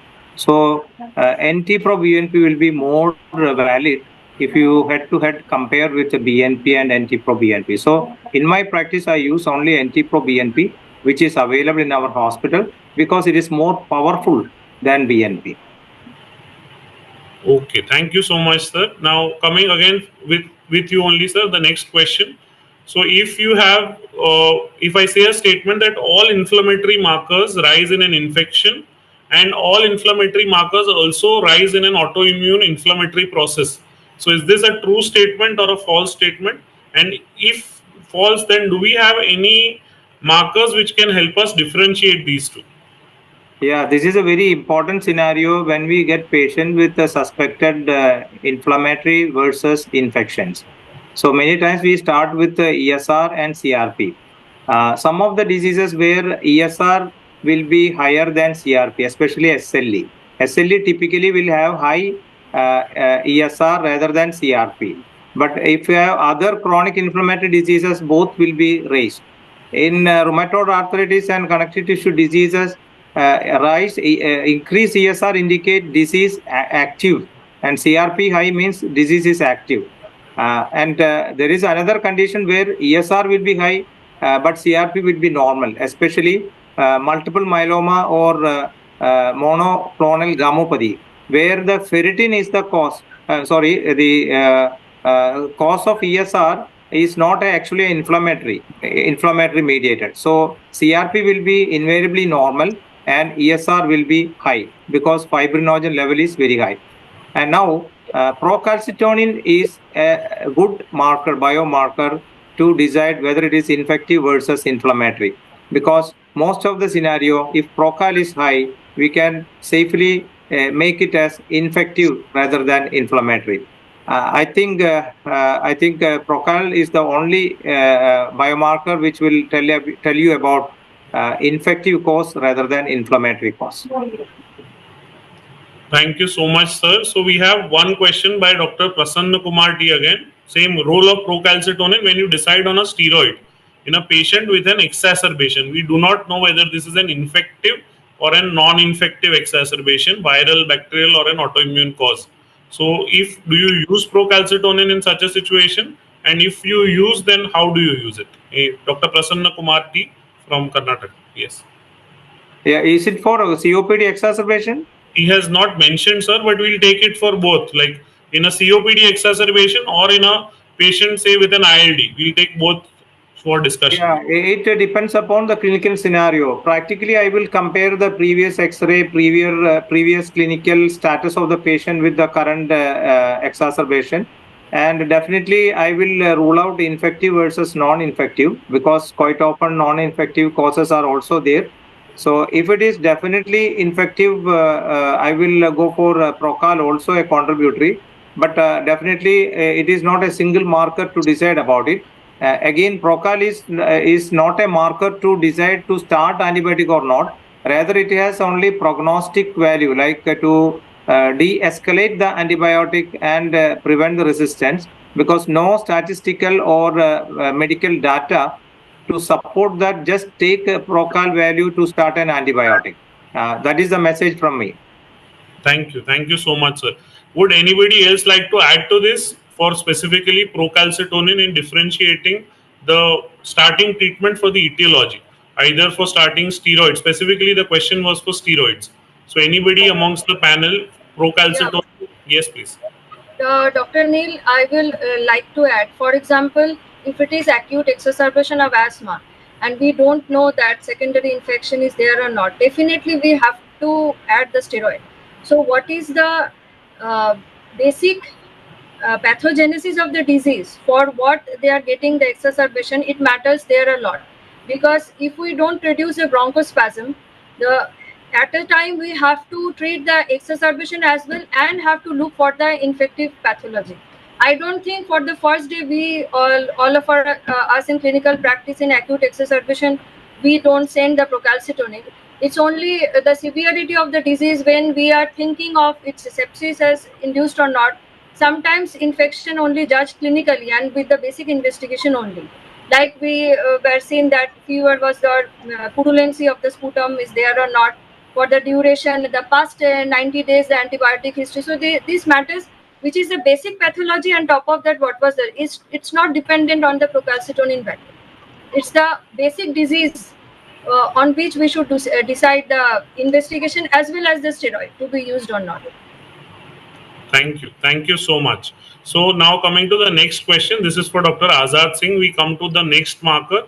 We have had an extensive discussion on Procal. That is why we are shifting to the next. We have a lot of questions. We'll take them later.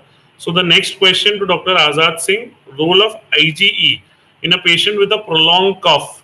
Do you send in all patients with a prolonged or intermittent recurrent cough, do you send off an IgE level? And if not, then in which specific subset? And what is its utility in your practice, as per the available evidence? Dr. Azad Singh. Right, sir. As far as chronic cough patients are concerned, there are multiple other causes also. But looking at the patient stats, like patient age, patient chronicity of the symptoms, if patient has any history of allergens, if patient has chest congestion, shortness of breath, and what other factors leading to other disease, right? If the patient is young and patient has on and off cough symptoms with history of allergens, like a particular allergen causing increase in cough, shortness of breath, chest congestion, wheezing, then we can send IG because we are suspecting the patient to be a case of allergic bronchitis or asthmatic patient. And other scenario is when the patient is suspected of ABP, then we send total IgE and IG specific to Aspergillus fumigatus levels also, because these can demarcate the severity of ABP patients. And if the serum IG specific to Aspergillus fumigatus is very, very high, like in many of our patients, it came out to be more than 100. So in those patients, we can delineate our treatment to those patients. But in all chronic cough patient, we should not send IG. We have to take into consideration the clinical data of the patient. These are physical symptoms, and then we can decide whether we should send IG or not. One more condition, hypereosinophilic syndrome, we should also send IG levels. So they can also present and specifically like in chronic cough patients. Thank you so much. So before we move to the next question, one more for you, that if the IgE value, do you decide therapy based on the level of the rise of IgE, specific if it's in thousands, or say it's if it is mildly elevated, does it impact what therapy you will give, and what do you actually give if you have a patient of chronic cough with a very high IgE? So how does that impact the treatment that you give? Sir, very rightly asked question, because in our practice, like where am I'm talking with you, Hisar, it's in center of the Haryana, and in this area, this crop, rice crop cultivation is very high. So many of the patients who are being labeled as asthma came out to be a severe APPA patient with CS category, because in HRCT, cystic bronchitis will be there. And when you take into detailed clinical history that those patients came out to be ABP patients. Coming to your question, if the patient has like mildly elevated IG and symptoms of chest congestion, severe cough, shortness of breath, then we have to treat the patient as per the symptoms, but not as per the blood report. Thank you so much. So coming to the next question for Dr. Sushant Sharma. Again, what is you already Dr. Azad has mentioned regarding Aspergillus specific IgE. So I'll just put that question across as that suppose a patient does not have classic bronchiectasis, does not have a finger in glove, does not have classic fleeting opacities, does not have the other criteria of ABPA, but the patient brings to your report कि high serum Aspergillus IgE है, लंबा duration का cough है. So in this question specifically, where do you place IgE here? That what is the Aspergillus specific IgE, and does it implicate any specific therapy if you find that a patient has high Aspergillus specific IgE? Please, Dr. Sharma, Sushant Sharma. Okay. So if we have diagnosed a patient with asthma and the symptoms are not controlled with optimal inhaled corticosteroid treatment, and then we can consider other tests including total IgE and Aspergillus specific IgE levels. Fungal allergens are known to aggravate asthma very severely. They are also associated with increased radiologically, they will deteriorate and also associated with an increased mortality. So if CT findings are not suggestive of ABPA, and we are still, there is an entity called SAFS, severe asthma with fungal sensitization. So if all the criteria of ABPA are not fulfilled, and specifically, as you mentioned, CT findings are normal, then we can still suspect SAFS. And even most of the patients who are on optimal treatment and do not have a controlled disease, then we have to rule out this entity. Aspergillus is quite ubiquitous in the environment, and it will colonize the airways in these susceptible patients. So we can go for serum IgE specific to Aspergillus if we are suspecting this entity. And we do the normal values are below 0.35 international units per ml, and if the test is found to be positive, then we have to start treatment with oral corticosteroids and antifungals like itraconazole or posaconazole. Thank you so much. Again, you've very rightly pointed out the entity of SAFS and why it is relevant when you have a specific Aspergillus IgE which is elevated.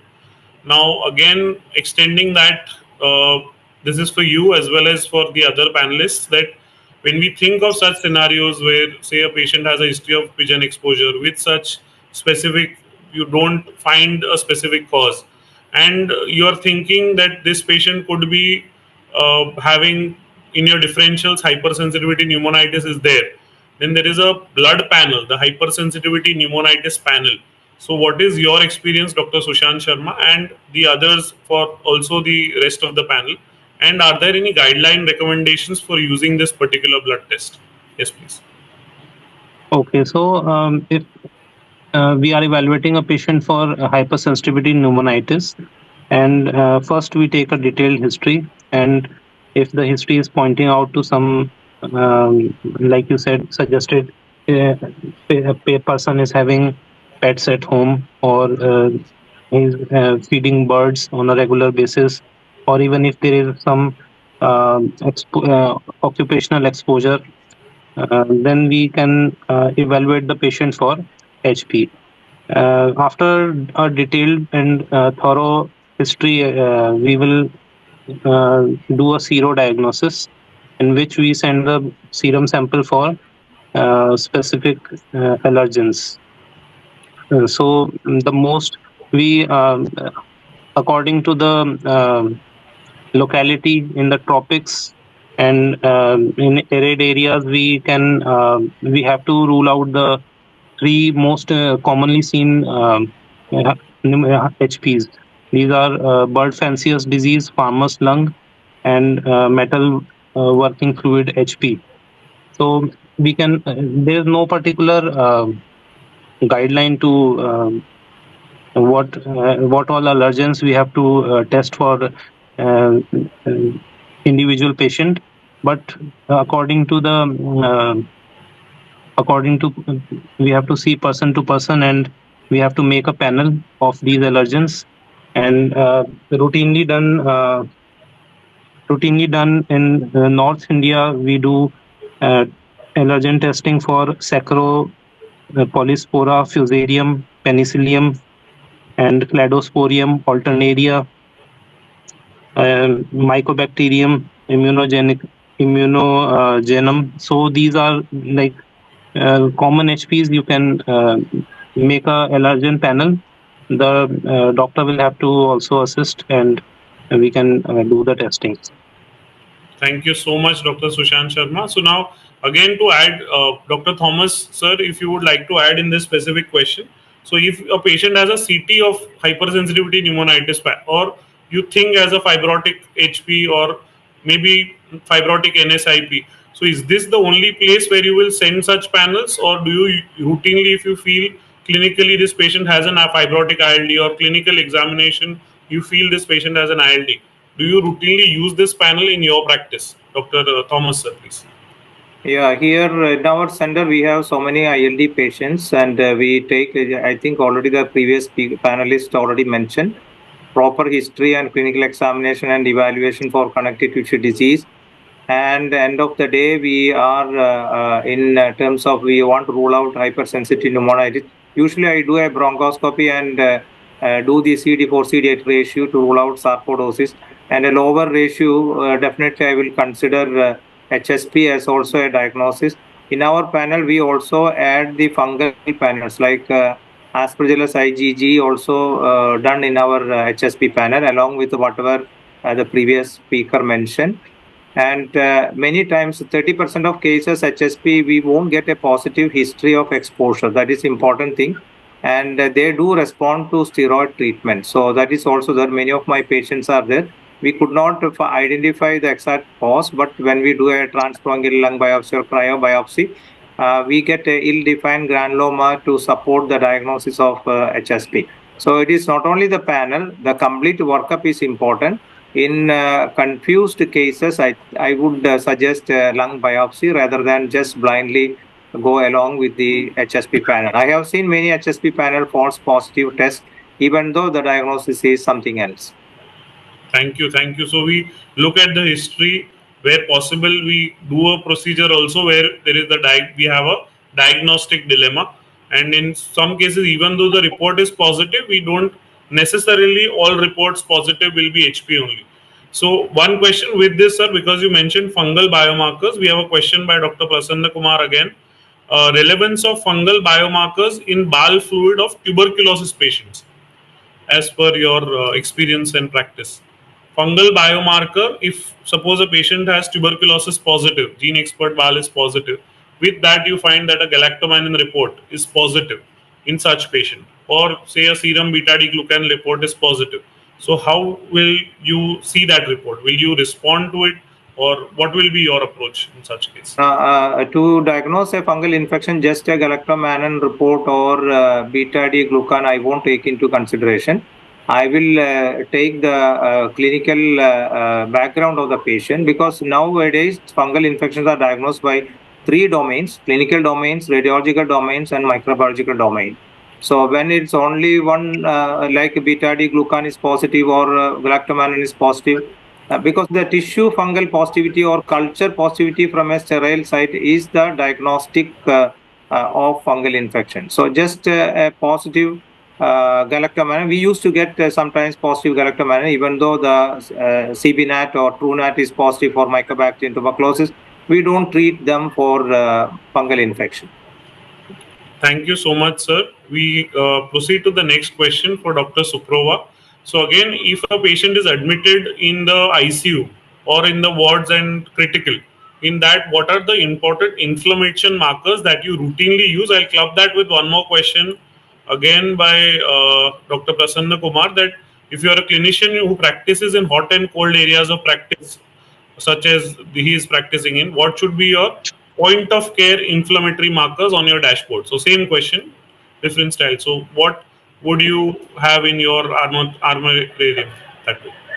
Dr. Yeah, Dr. Neel, I think we have already covered most of them, but coming to question again, first of all, if it is an ICU patient, we having respiratory failure or any cardiovascular disease or CKD patients, we often do ABG. So lactate is already there. Lactate we all do, and CRP, procalcitonin, anti-pro-BNP, sometimes depending on the clinical history, and very specific cases, not very routinely, just on the basis of suspicion, D-dimer. So most commonly in the ICUs. And if you talk about ward, I think only ESR and CRP do more than the work. So when critically ill patients, we do the regular monitoring, and I think it is most of our setups are similar, that we do a lactate through ABG, and we do procalcitonin to differentiate viral, bacterial, or serial procalcitonin decrease. If not non-bacterial, we prefer CRP, serial CRP decreasing, and then again we do if the cardiovascular disease is there prominent and suspecting a heart failure, and doing a anti-pro-BNP, and again there is if pulmonary embolism is suspected or unexplained dyspnea is there, definitely a D-dimer is being added. So these are the most common we are using in our setup. Thank you so much, Dr. Suprova. So, sir, follow up to that question, Dr. Thomas, sir. So, in cases where we have such a big armamentarium of tests, so routinely, which of these would you send daily in a patient with pneumonia? And if any special tests, such as say a procalcitonin, a lactate, or any other such special test, what is your frequency of using these tests in an admitted patient in the ICU or in wards? In your practice, yes. Dr. Thomas. In our practice, we repeat the CRP or procal on third day, that is after 72 hours of starting antibiotic, because this CRP usually peaks by 72 hours. So there is no point in doing it on the first day, second day, like that.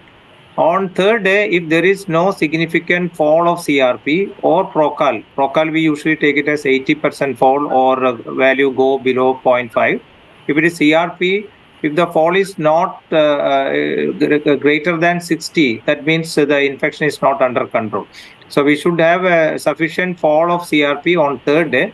Then we think about the de-escalating the antibiotic, or antibiotic duration we are making into 5 days rather than 7 to 10 days, like that.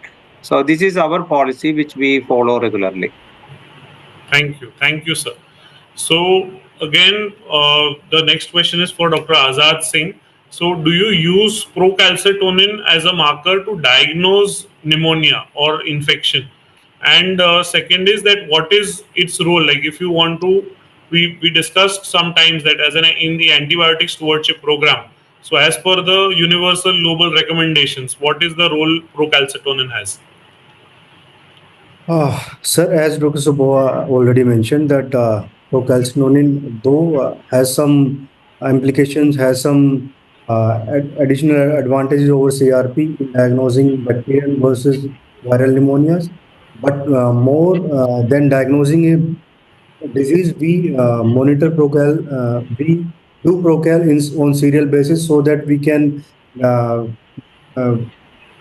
see the progression of the disease, if the disease is, if the patient is recovering or not. We have to de-escalate the antibiotics. We have to see whether the antibiotics are to be de-escalated or not, and to see the recovery of the patient. But in severe sepsis patient, yes, procalcitonin has added advantage. And but if we combine 2 or 3 biomarkers like in CRP, procal, and SOFA score, then we can increase our diagnostic accuracy of sepsis multifold. multiple times. So we should do a collective combination of biomarkers we have to send so that we can increase our diagnostic accuracy in sepsis patient, because in sepsis guideline, in the newer sepsis guideline, this R3 bundle has been changed to R1 bundle. That means every single passing minute in sepsis patient, we have to look for the diagnosis and we have to start the treatment as early as possible. So this every passing minute will add on to the mortality of the patient if not managed adequately. So PCT, when combined with adequate markers like CRP and SOFA scoring, can help in increasing diagnostic accuracy so that patient can be managed more effectively. Thank you. So we have two messages here. One, the golden hour. So in the first hour, so that means we don't wait for the procal report. Bhej dena hai, but we don't wait for the report to administer the antibiotic when we are suspecting sepsis or septic shock.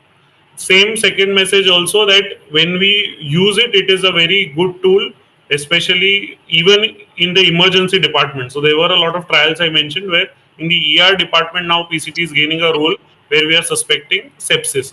One question from the audience, I'll take here with this. Dr. Tridip Chatterjee has asked the relation between PCT and CBC, total and differential, in sepsis, especially his question is with regard to decreasing or increasing the antibiotics. So would you take PCT individually or CBC individually, or rise or fall of these in deciding to increase the number of antibiotics or decrease the number of antibiotics, is the question, doctor. And same then to the panel. Yes. Suppose if the patient is recovering and we have to we are looking at CVC and Procal, and both these measurements are showing recovery, then we don't have to increase our antibiotic. Rather, we have to look for de-escalation of the antibiotics, because we all know that increasing duration of antibiotics will lead to some kind of side effects on the patient. Some are nephrotoxic, some are hepatotoxic.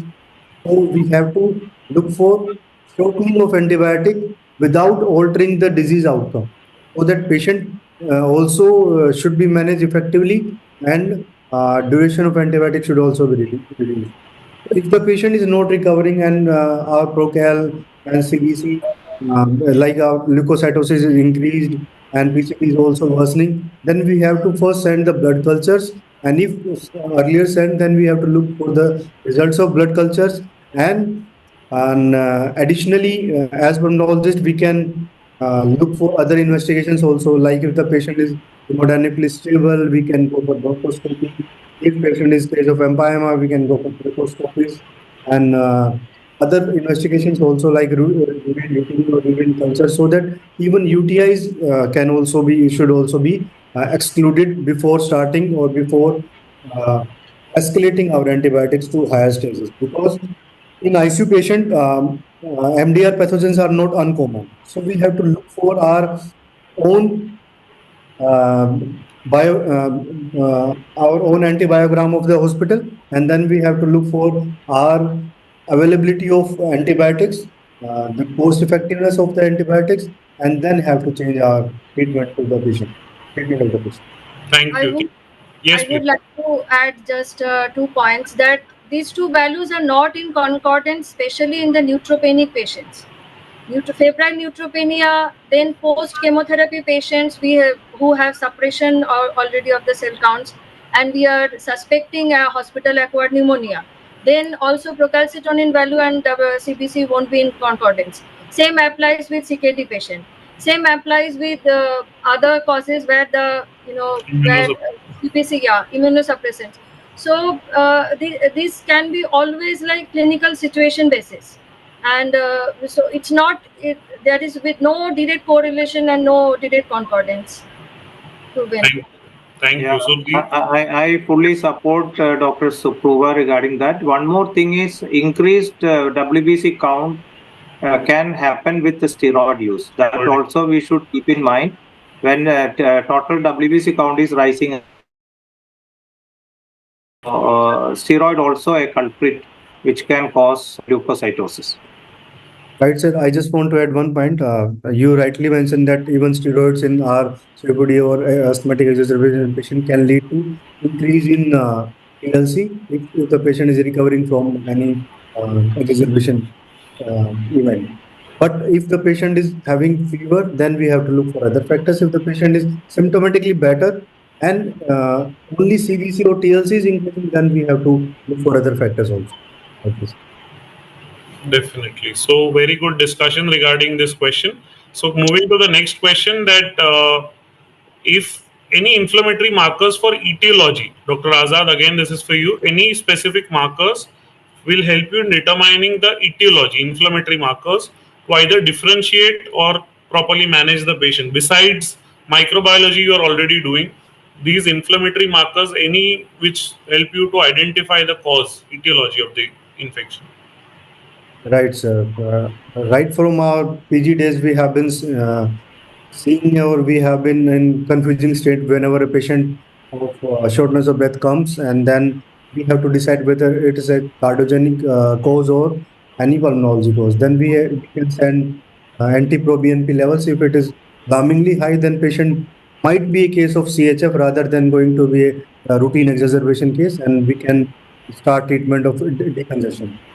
Adding to these, there are not multiple specific factors, but if we have to go for these, then IG levels can delineate our hyperinsulinemia disease like asthma and GPA or ABPA or SAFS. Anti-BNP, I already told. Procal and CRP, if we are looking for any bacterial infection, rather than viral infection, then we can look for Procal or CRP. CBNet, we all know, is very useful tool in diagnosing tuberculosis. And in our routine practice, in our daily practice, OPD practice, if patient is having polyarthralgia, routine morning stiffness, then we can look for RA factor, anti-CCP, RNA factors, NCA, PNCA, CNCA, to rule out any CTD underlying these patients. Thank you so much. So before we move to the next question, we had a message from the organizing webinar team that we had more than 1,000 logins in this webinar, and congratulations to all the respected panelists for this. Again, for the next question, we have like before we move, so we had in the CCI life member group, we had a survey yesterday when we are on the etiology. So you mentioned procalcitonin as a differentiator between bacterial and viral infections. I just want, because there have been conflicting studies on this as well as conflicting data, just a show of hands from all our panelists who feel that procalcitonin is a good marker to differentiate between bacterial and viral infection. And if someone doesn't agree, I would like, please do share your comments. Everybody agrees to this? Just a show of hands. So everybody agrees among the panelists that it is a good marker to differentiate bacterial and viral infection. Now, coming to the next question, this is for Dr. Sushant Sharma. So again, what is the role of beta-D-glucan? We have discussed to some extent galactomannan with Dr. Thomas. So what is the role of beta-D-glucan? And specifically for galactomannan, if you have only a blood report, now in post-COVID era, you find a lot of times serum galactomannan is used as a test. So would you prefer that as a blood test, or BAL is preferred, or both together? So my question is specifically for the utility of these two tests, beta-D-glucan and galactomannan. Dr. Sushant, please. Yes, sir. Sometimes in ICU setup, we see very critically ill patients and not responding to whatever antibiotics we are treating them with. Then we can suspect some fungal etiology in these cases. So if there is no clear-cut signs of fungal infection on CT, like yellow sign or something like that, air crescent, then we can go for these non-invasive tests. We can send serum samples for both beta-D glucan and galactomannan. And for BAL, for this galactomannan, we can send any other body fluids. For example, BAL fluid, we can also send CSF for these things. So if the patient is not responding and is critically ill, then we can go for these tests. And galactomannan is definitely more sensitive than fungal culture, and BAL values ideally, if the disease is localized to the lung, or even in cases of invasive aspergillosis, BAL values will not be positive if the airways are not colonized. So serum galactomannan is more like sensitive for this invasive fungal, invasive aspergillosis, invasive candidiasis, and BAL samples are not that sensitive for invasive disease, and these can also be fungal. What conditions can predispose to fungal if the patient is having a hematological disease or history of organ transplant, or patient is neutropenic, and even cancer patients. So we can, according to the patient profile and history, we can suspect a fungal component. So okay, thank you so much. And again, specifically, since you mentioned, if we have a combination of both positive in a patient where we are suspecting a fungal infection, the value to start antifungal therapy till we wait a microbiologic diagnosis will increase compared to any single isolated one report. Yeah, both together will be more sensitive as compared to either of these done individually. Definitely. And coming to the next question, Dr. Suprova. So we've discussed, so now a patient is coming from another hospital to you. He has already been treated 10 days of antibiotics, and that patient comes and you see a positive last day report, positive serum beta D glucan and galactomannan. So would you want to treat this patient with an antifungal? And what are the causes where you may have a false positive beta D glucan or galactomannan? Yeah, this specifically beta T glucan is totally not specific. Even if it's a very high false positive rate is there, even a true positive comes, it is not specific to any particular fungus, yes. And it is very commonly after colonization it comes positive. And whereas galactomannan, when we are having suspicion for aspergillus species, especially invasive aspergillosis, we try to send the galactomannan. So coming to beta D glucan again, it is highly non-specific because lot of interference. Even an ongoing hemolysis, a high triglyceride, high bilirubin, even any blood products are used in patient like fresh frozen plasma or any PRBC is used, or any time IVIG, even some antibiotic use like cephalosporin, piperacillin tazobactam, or amoxicillin clavulanate also being showed that the beta T glucan values can be influenced by that. Even surgical gauze has some glucan there, they have showed in some report that also. So lot of confounding and factors, so we are not going to treat that. So as Thomas said, first it's the clinical background is supporting a fungal infection, or then radiological, and then because fungal culture takes a lot of time, the serial reports of beta D glucan galactomannan coming into 2 serial reports coming more than the cutoff value gives us a suspicion and gives us a chance to start maybe the supportive antibiotic, as the fungal cultures will take a lot of time and sometimes it may not come even positive.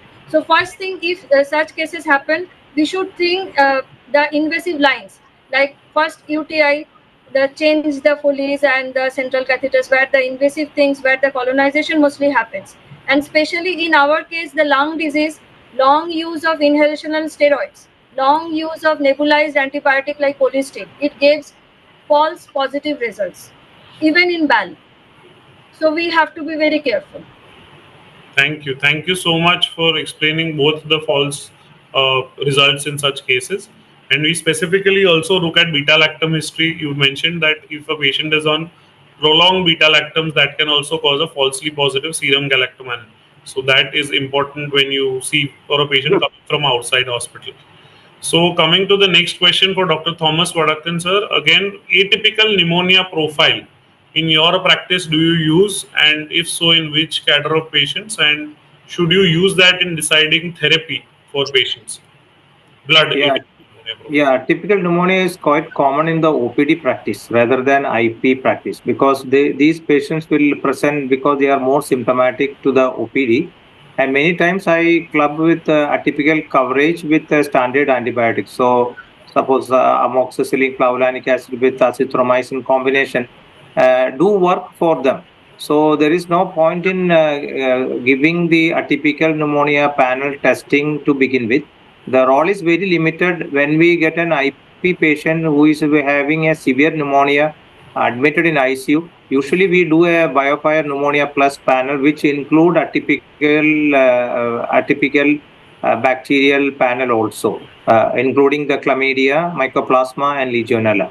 So we get the report from that within 2 to 3 hours. So we decide the right antibiotic for that patient. Apart from that, I don't think any routine use of atypical pneumonia panel in a large number of patients because they can be treated well with OPD treatment itself. Sir, taking with this question, the urinary Legionella antigen also, do you routinely use that in your practice or in specific subset in specific cases? Actually, this was used when I was doing my PG in JIPMER almost 25 years ago, but now in our hospital, this is not available, so we are not using. There we used urinary pneumococcal antigen and Legionella antigen. In JIPMER, it was available in their microbiology department. But here in our center, currently it is not available, so I am not using that. Thank you so much, sir. Again, moving, we are almost short of time, so we have the next 10 minutes or so. So we'll take one question. Where do you use the autoimmune markers, the RA, the anti-CCP, ANCA and ANA screening by immunofluorescence? 4 autoimmune markers. This question is for Dr. Azad Singh and Dr. Sushant Sharma both. So Dr. Azad Singh, please first.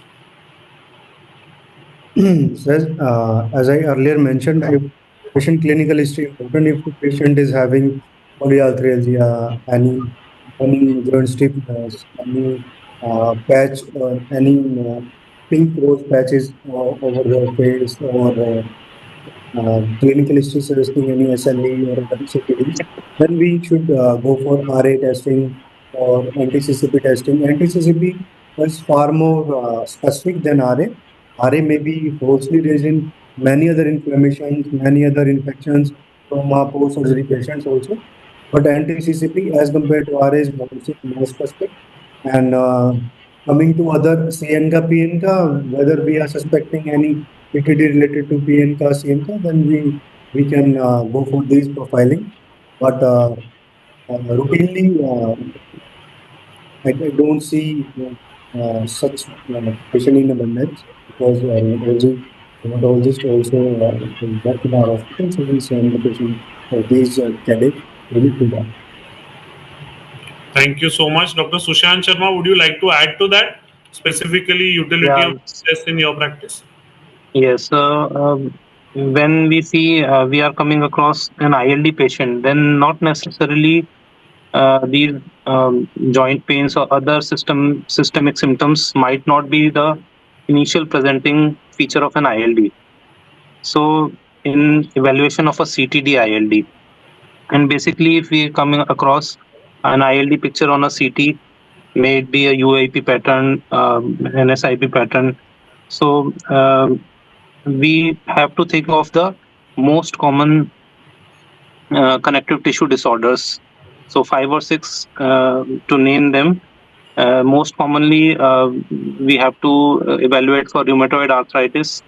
Then comes systemic sclerosis, Sjogren's syndrome, polymyositis, dermatomyositis, mixed connective tissue disorders.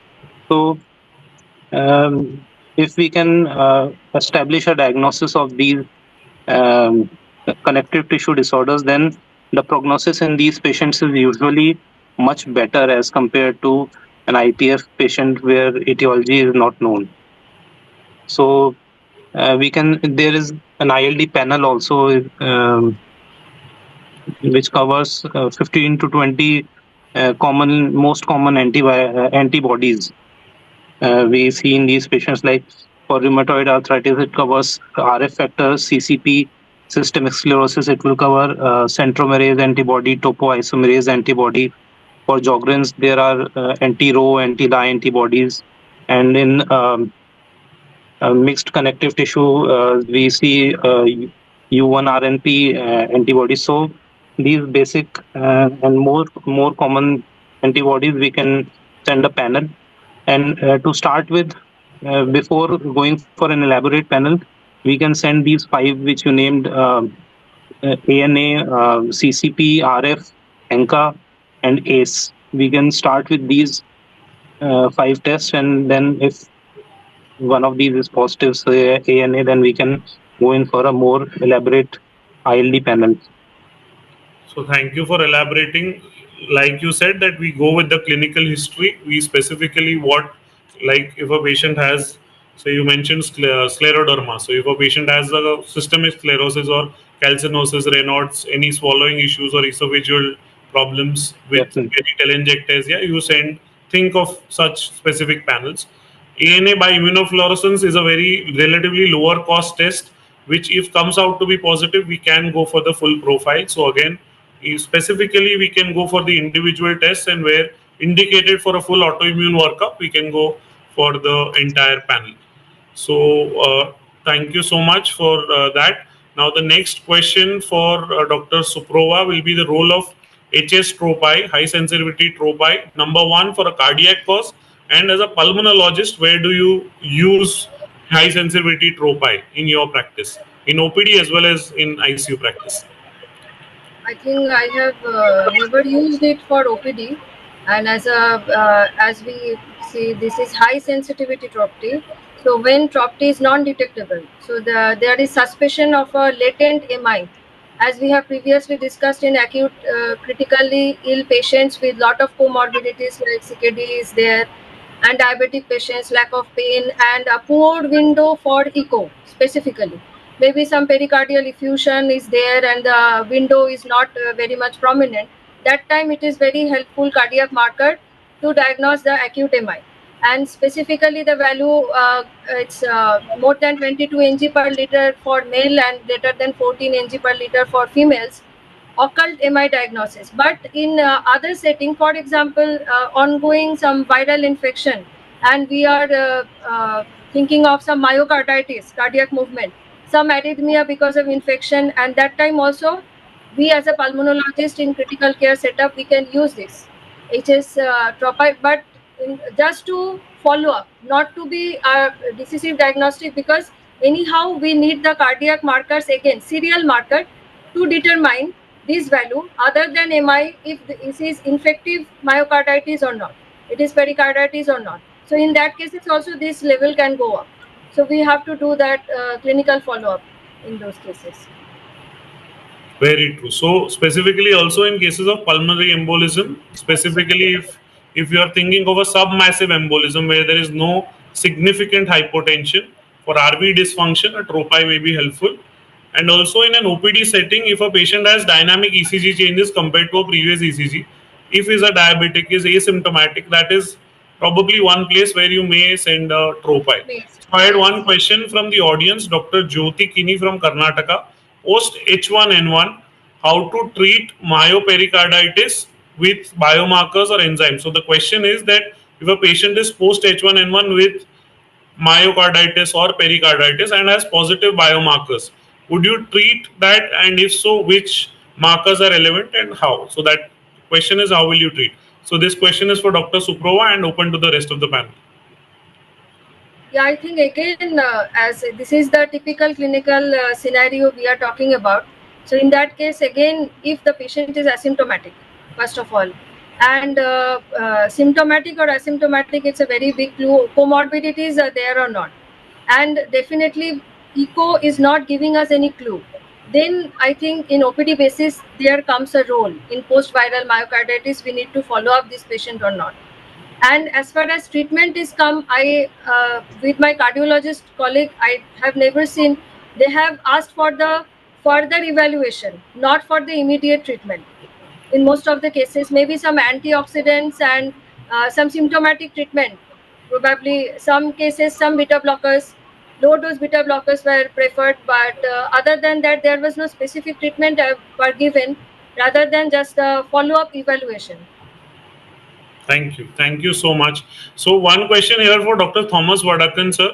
Since we had discussed ESR extensively earlier, and we are discussing myocarditis and pericarditis.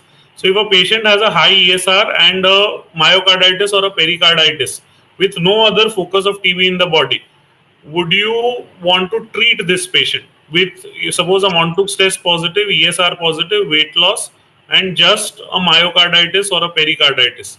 There is no other focus of tuberculosis.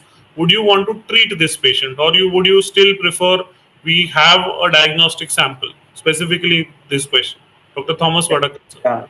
If this patient is coming to me, I will ask my cardiologist to look for any evidence of pericardial effusion. If it is so, if it is sample can be obtained, I will do that.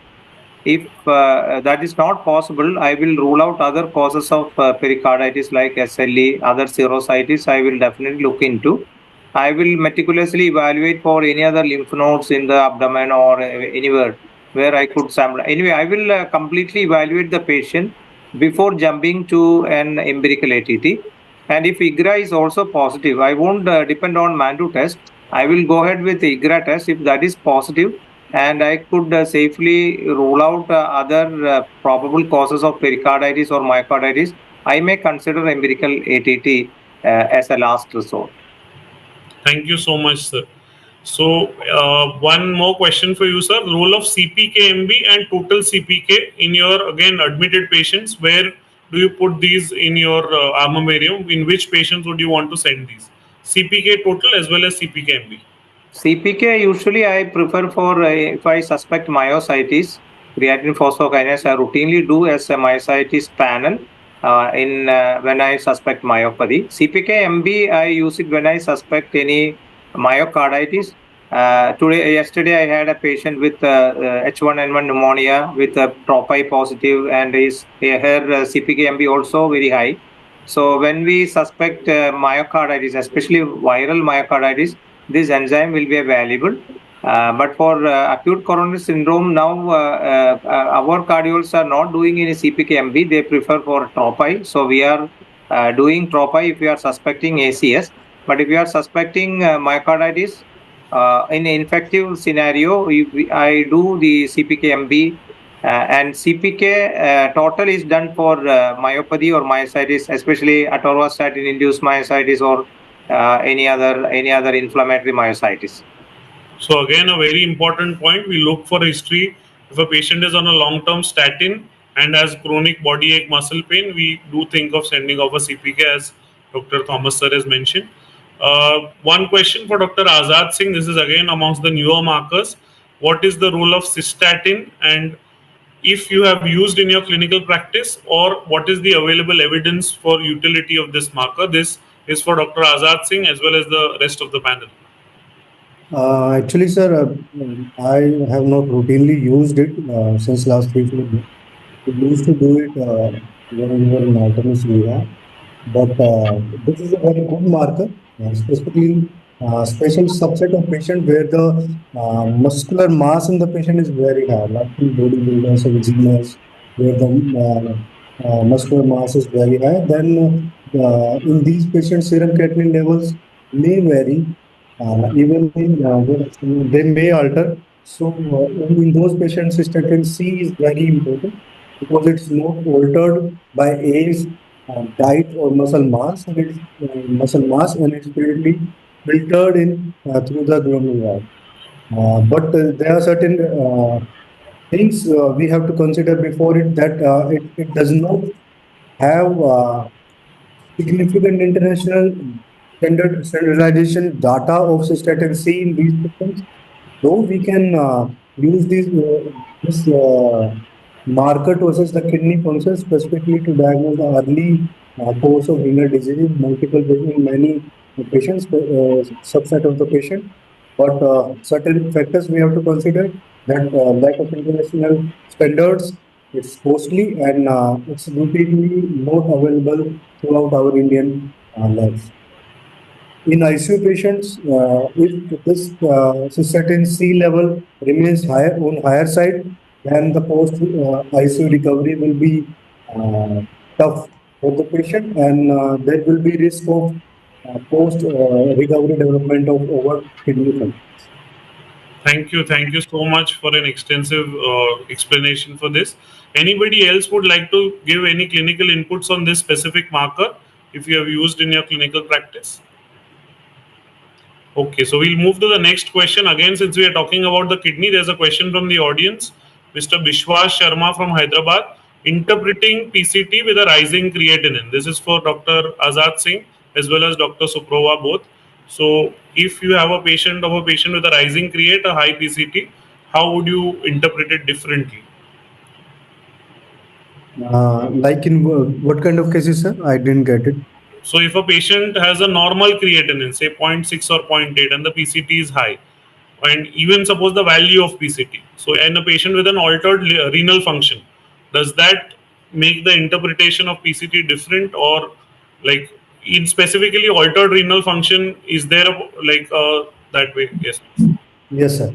Altered renal or liver functions may alter the our interpretation of PCT, because in such cases our body react differently to PCT values, so we don't only rely on PCT. So we can have combination of biomarkers so that we can land on a we can narrow our diagnosis to help the patient getting better treatment.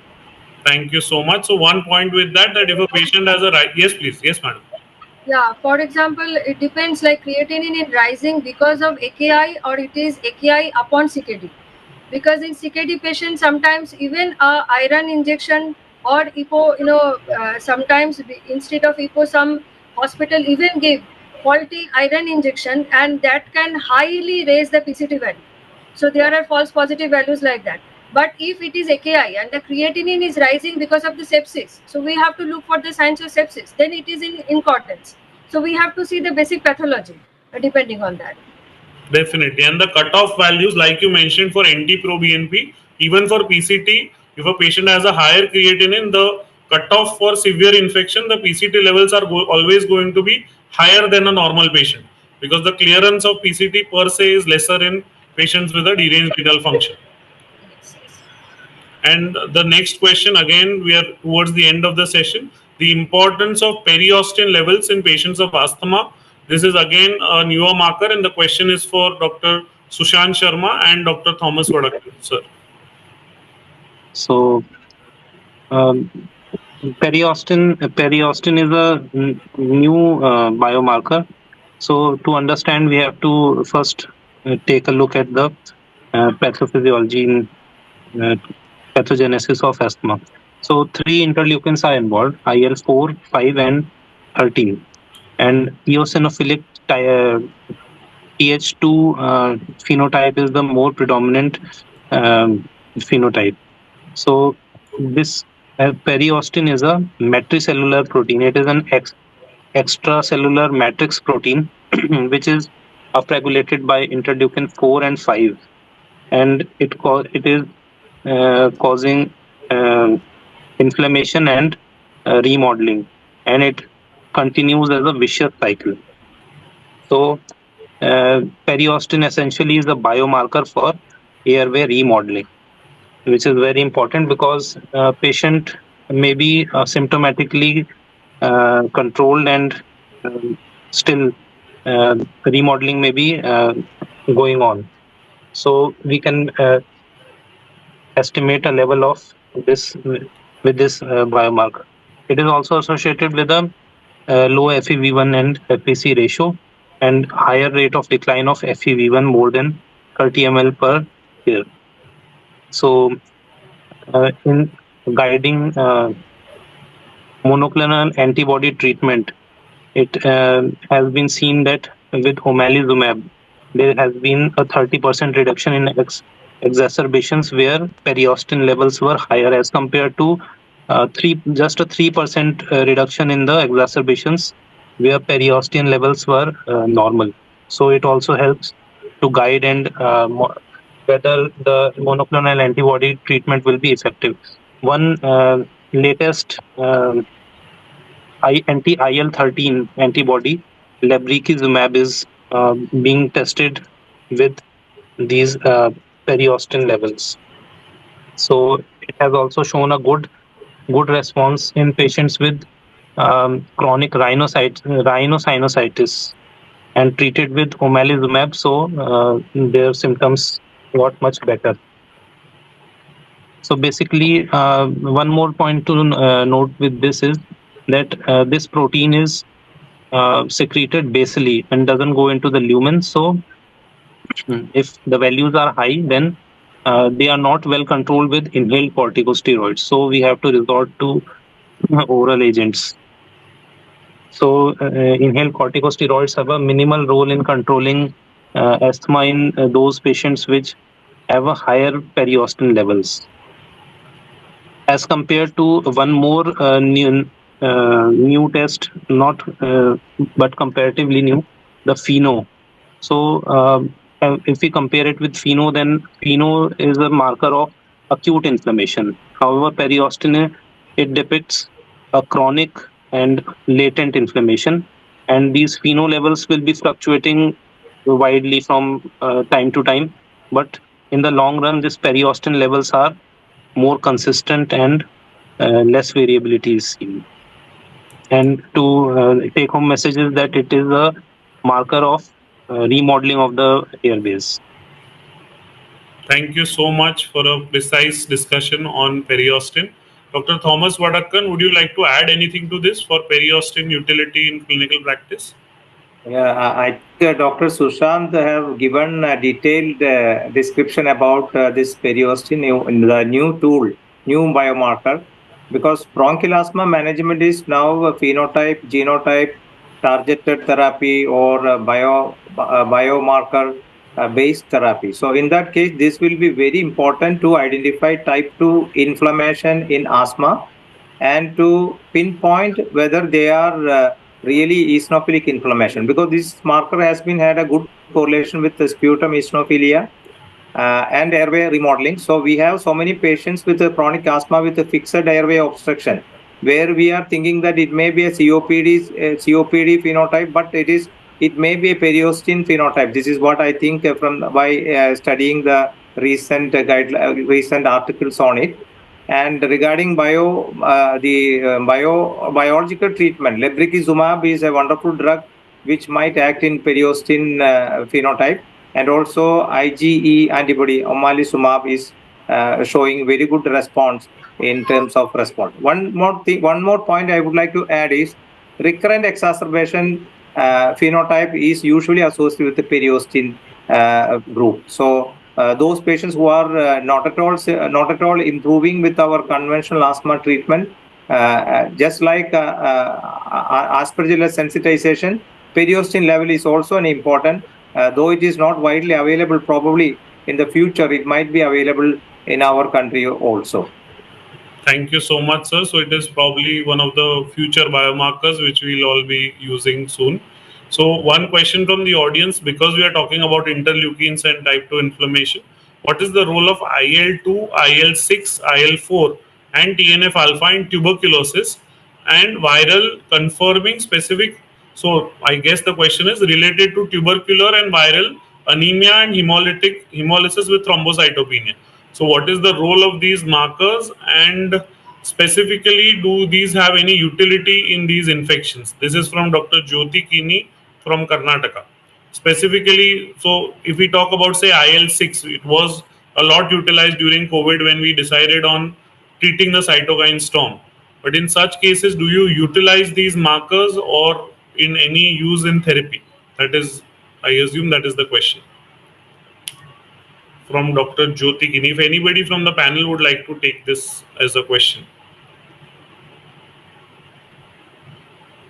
So I am assuming the question was more towards the pathophysiology, that IL-2, IL-6 and IL-4 are involved in TB as well as viral infections, and they cause some degree of autoimmune hemolysis and thrombocytopenia.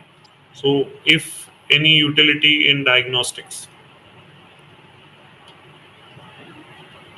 So I think we'll probably end with the last question. Again, this is for Dr. Suprova.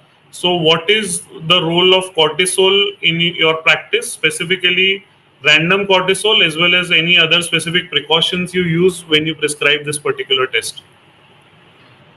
Yeah, Dr. Neel, that we see cortisol mainly two types of pathology we come across with. That is, one is hypercortisolism and another is hypocortisolism. So in hypercortisolism, we see the Cushing-Goid syndrome, like excess iatrogenic increase of the cortisolism is more common in our practice because the Cushing syndrome is really rare. So when the associated features are there and there are repeated um, hyperglycemia features and uncontrolled hypertension and that kind of centripetal body weight, easy bruisability, like the common symptoms are there. So we go for especially in our chronic pulmonary cases, we know the long-term use of glucocorticosteroids. Either in nowadays it's more inhalational, but previously people used to oral glucocorticosteroids were used. So that time iatrogenic accumulative effects were high. That is one scenario. Another side is the Addison's disease, hypocortisolism. That is the adrenal insufficiency. Primarily Addison disease, secondary Addison disease, or tertiary Addison disease. Talking in our scenario, in TB, it is very common the adrenal suppression, adrenal insufficiencies, and in chronic COPD also we can see this muscle fatigue and repeated hypotension, lethargy, hypokalemia. That can be all related to this adrenal insufficiency. These are the common clinical scenario. We send the cortisol. And specifically for the test, patient is asked for rest. Specifically, they have to sleep properly before the test so that body is relaxed and completely abstinence of alcohol or smoking or anything. And fasting is not very much recommended, but no heavy food, no heavy carb foods, or exercise should not be done in the early morning before the sample is taken. So at the peak time, 8 a.m. is the peak time. That time one sample is taken, another sample is taken 4 p.m. So these two samples are taken. And if patient is on steroid regular medication, that to be stopped 48 hours before taking the samples. So these are the common routines followed for the cortisol samples. Thank you so much to all the respected panelists for devoting such a good amount of time to this very good clinical and insightful discussion. Before we conclude, we'll have one take-home message from each panelist. So if we can start with Professor Sir Thomas Vadakkan, sir. One take-home message from this entire panel, if you would want to give the audience, please.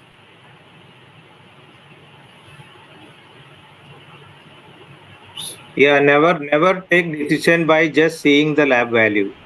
Always go along with the clinical history and your examination points and your other lab data as well. Just a single value, don't take it into consideration for deciding any treatment. Thank you so much, sir. One message from Dr. Azad Singh. Again, I would complete my fact by saying that a combination of biomarkers rather than a single biomarker should be used along with the clinical history of the patient, because we don't treat the investigation, we treat the patient. Thank you so much. One message from Dr. Sushant Sharma. Yeah, so from my side, take-home message would be that in cases of asthma, some newer biomarkers are being evaluated, and now we have come to a stage that we can, even with a blood sample, we can estimate the level of remodeling going on inside the airways, and we need not to do any very specialized tests. So it will helpful in establishing the phenotype of the disease and in further in treatment of the disease. Thank you so much. And the last message from Dr. Suprova. What would be your one message to the entire audience today? Yeah, we have tools. We are given tools, but we should rule the tools. Tools should not rule us. So there is not a single biomarker we can rely upon. We should know when not to rely. When to rely on our clinical, only basics and clinics. There is no alternative of that. Very good take home message. We should rule, the tools should not rule us. Very good message. So thank you so much for all the panelists here. Thank you to the Chest Council of India. Thank you to our technical team. Thank you to the pharma sponsor ALKEM for this session. So thank you to the entire team and Chest Council of India as it continues to spread good clinical, practical and evidence-based information in today's day and age of pulmonology. Thank you so much everyone for your time. We will be ending the session now. We are around 20 minutes ahead of time, well, like 20 minutes over time, but we have tried to cover majority of the questions by the audience, and looking at their questions, we had a lot of engagement in today's panel discussion. Thank you so much, everybody. Thank you. Thank you. Thank Good you. night.